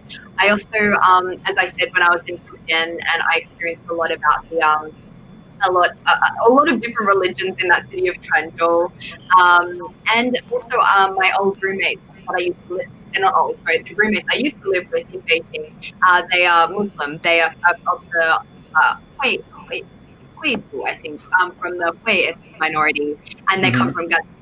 So I was exposed to a lot of Muslim culture in China through them, and I got to go back to their hometown with them. Their hometown is in Taiyuan in Gansu province.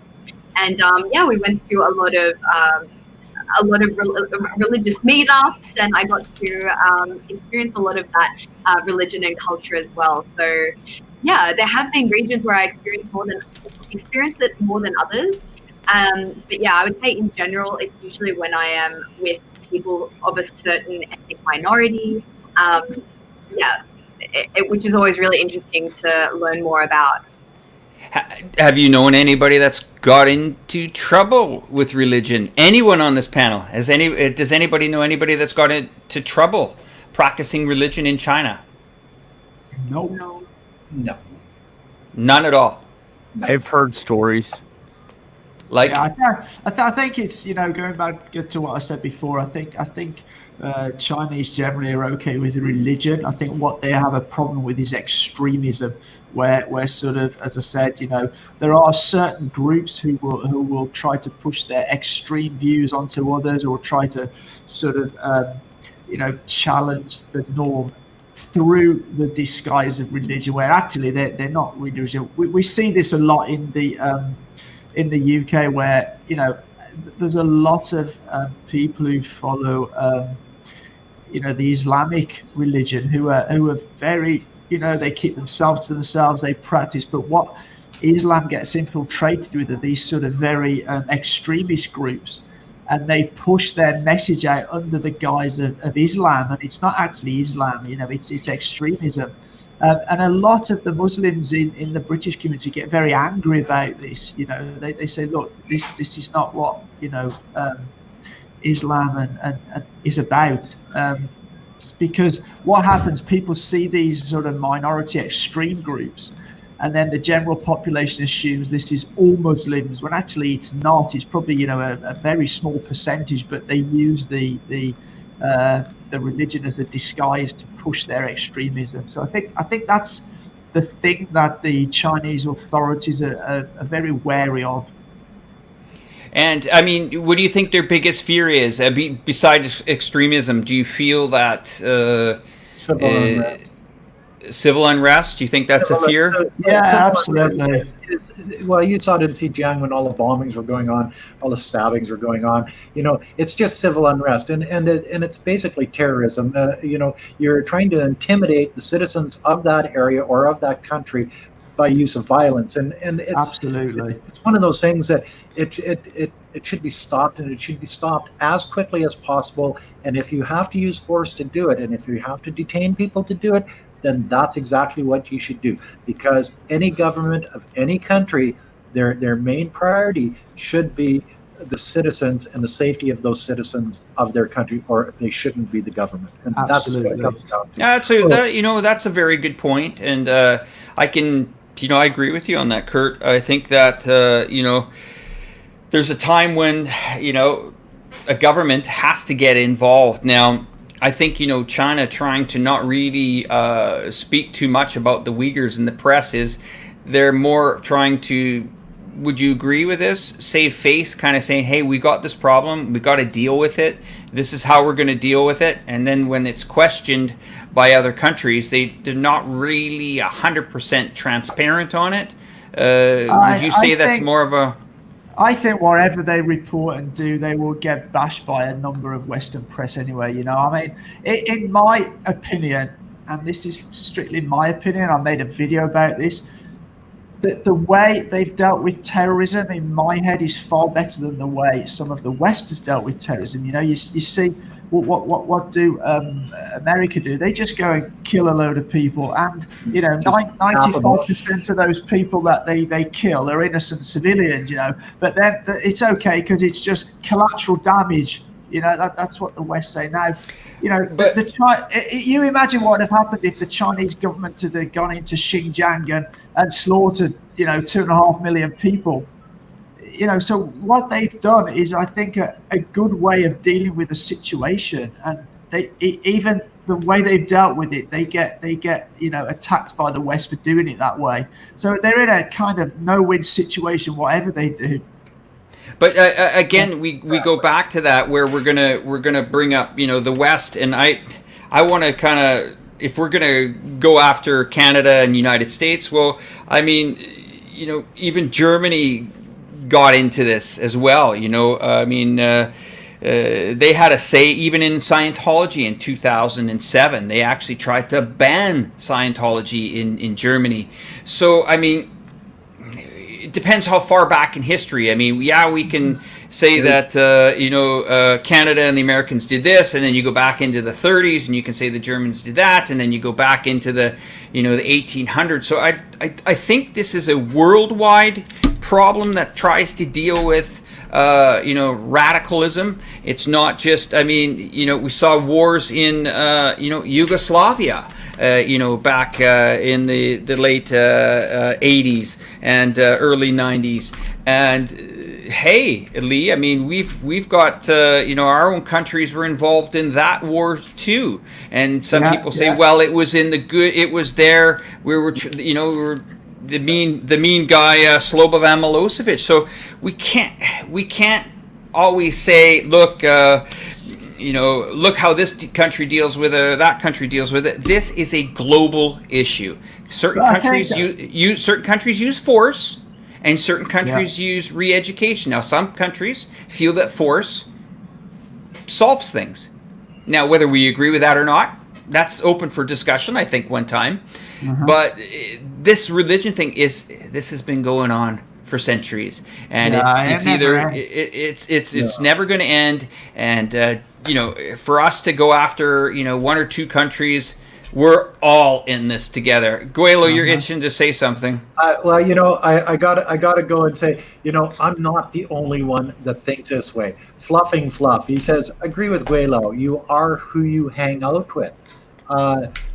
Yeah, well, I hang out with you, Kurt. I'm nothing like you. Right, that's why your wife said, you guys are basically the same person. Well, you're walking down the hallway. You remember that? Oh, yeah, okay. AC says, and the next comment, AC says, Gweilo is right. Values transcend any religion. So, the idea. Francisco Rivero, thanks for the super sticker. And Bruce P, also, thanks for the super sticker. But I want to...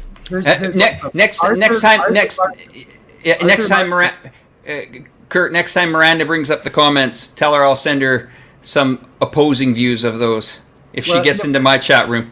We'll put her in there next time. But Arthur Larson, please. He said, next week, he says, he's picking our topics for us now, Arthur. He says, next week, LGBTQ plus in China. What do you guys think about that? Do you think that'd be a topic that we should talk about or not?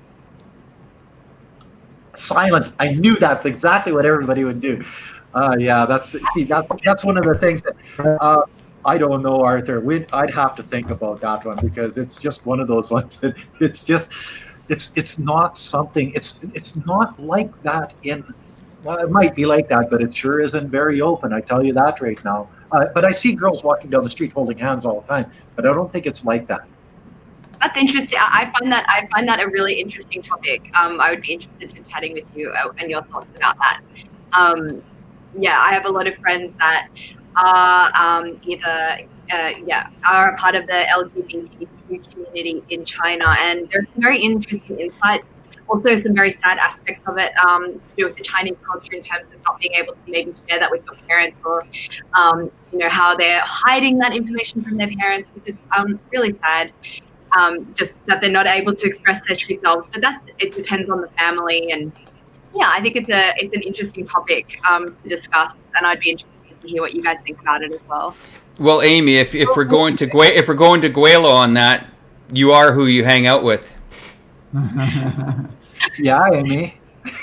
Tell us I do think that when you're growing up, the people you hang out with do influence who you are, especially at a younger age. You know, from the age of probably, 8 years old to maybe 15 or older. I think you're very influenced by who you hang around with and who you spend time with. I would agree with that. True, and I'm very lucky that my parents are extremely open-minded and always very supportive of myself and my sister, of whoever we want to be, what faith we want to worship, how we would want to define ourselves, our sexuality. So I'm very lucky to have had that upbringing. So I feel like I can respect.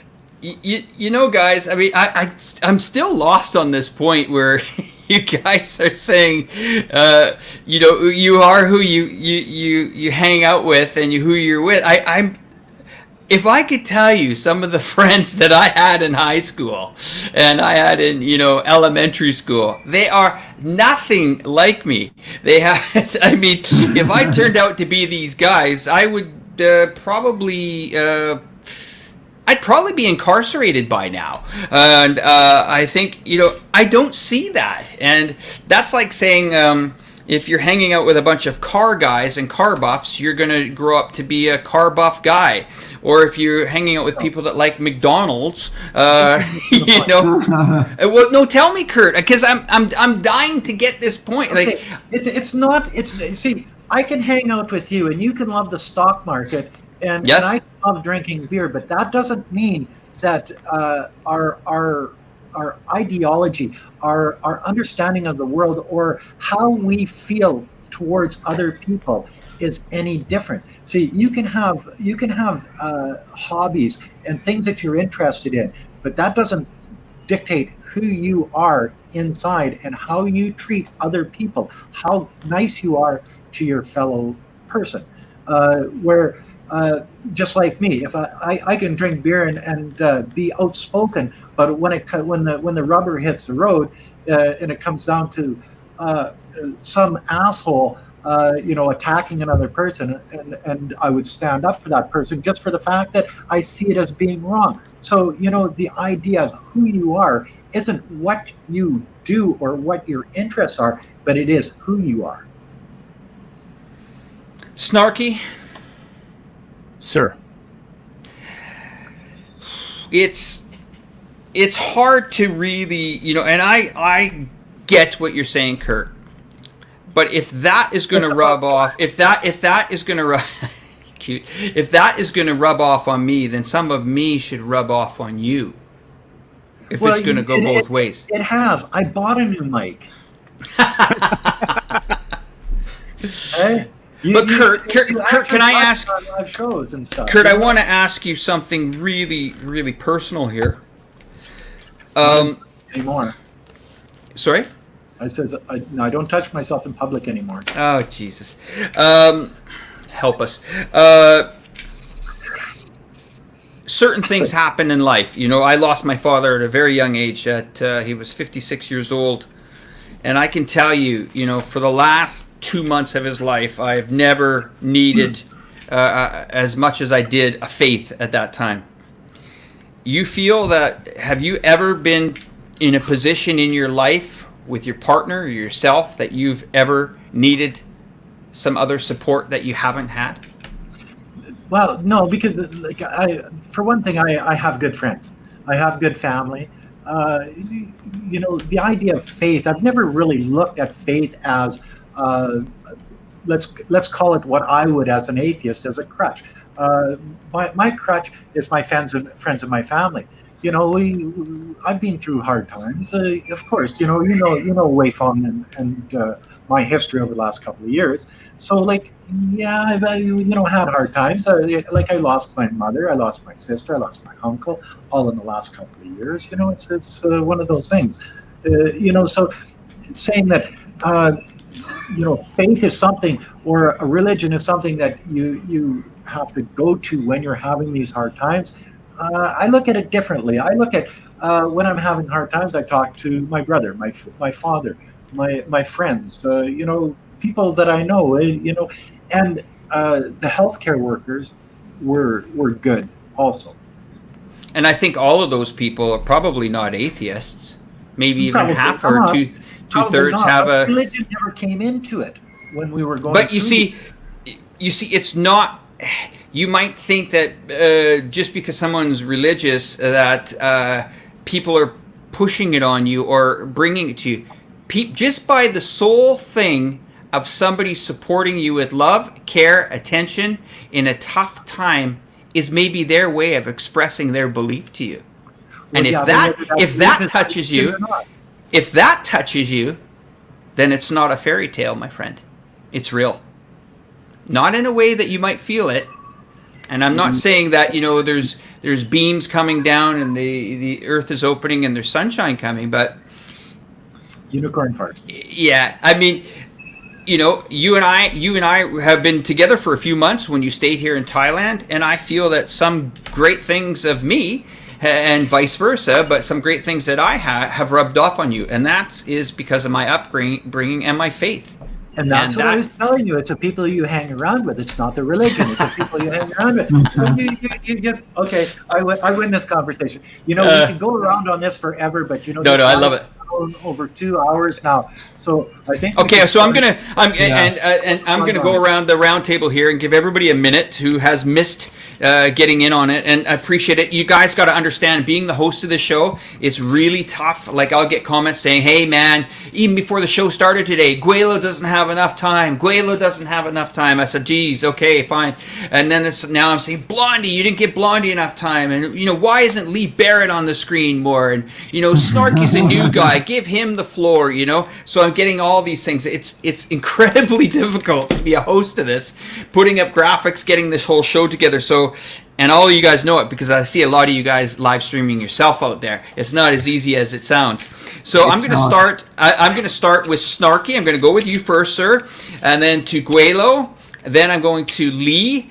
Lee, your camera's frozen. If you could try to fix that. Then I'm going to Blondie, and then I'm going to take it on out. So, Snarky, we're going full screen with you. And I just want to say thanks again to everybody that's donated through the QR code on WeChat Pay.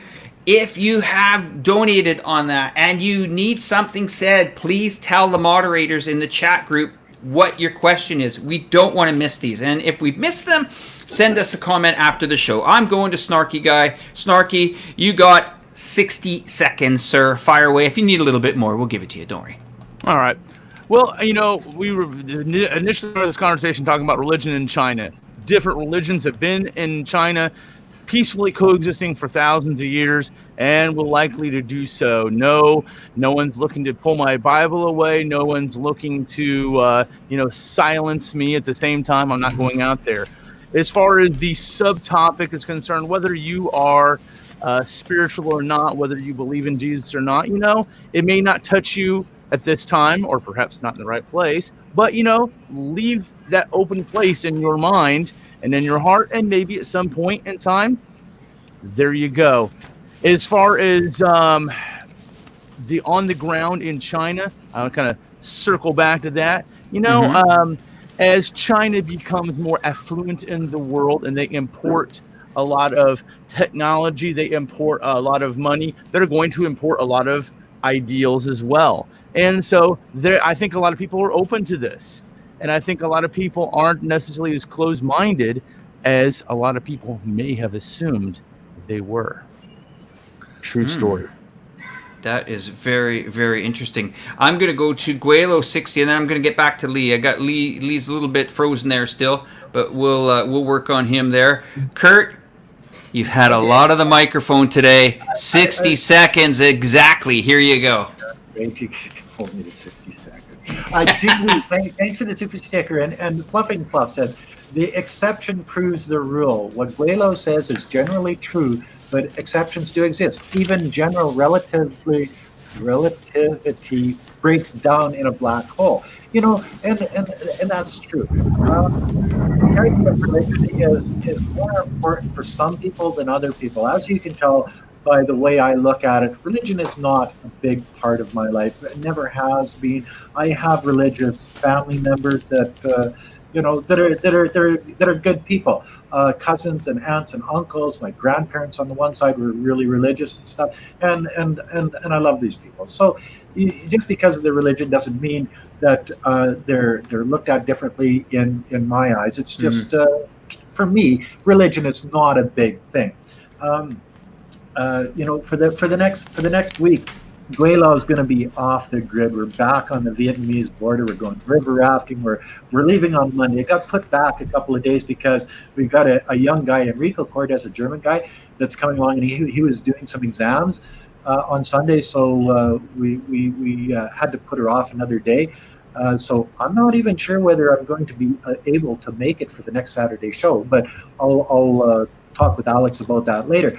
But yeah, river rafting by the Vietnam border. We're going toDet Bien Falls. We're going into Cars Mountains.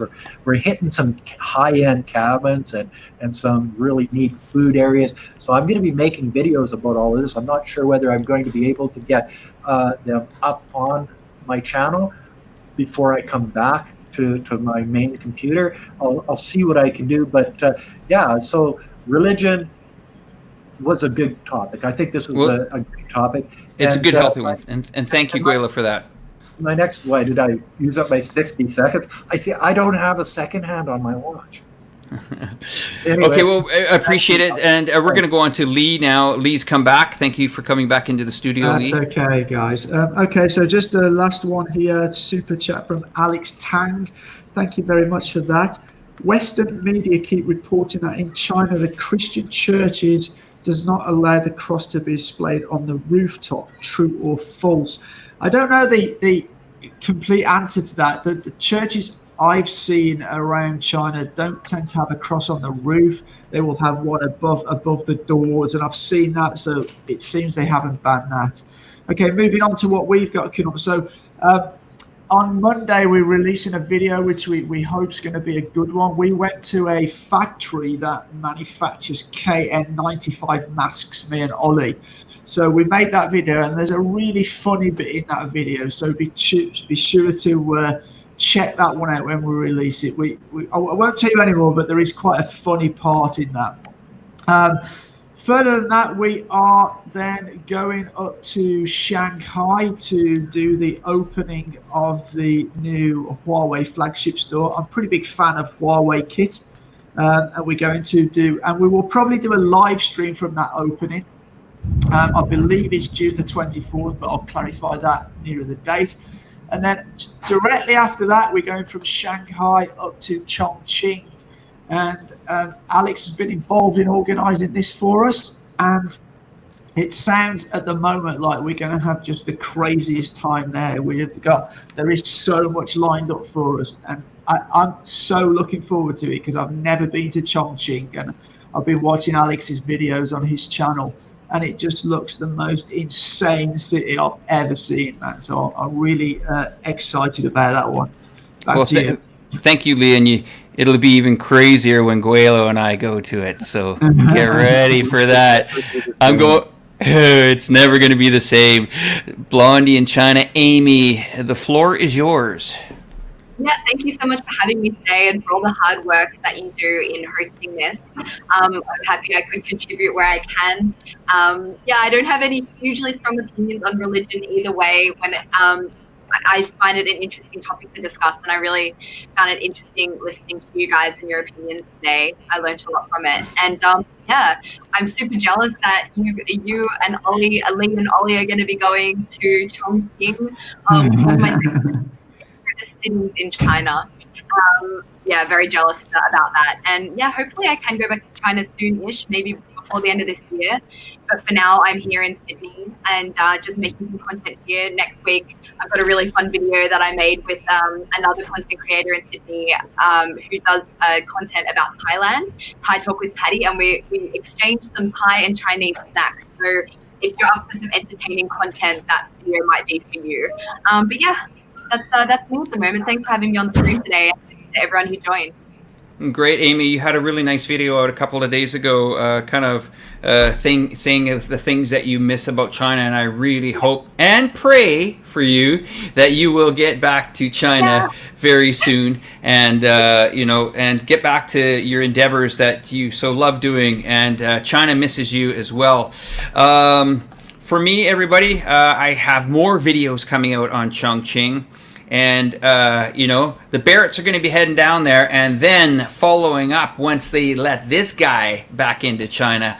Look out. It's going to be Mr. 50 and Mr. 60 on the road. Gweilo 60 and Alex 50, I guess you can call me.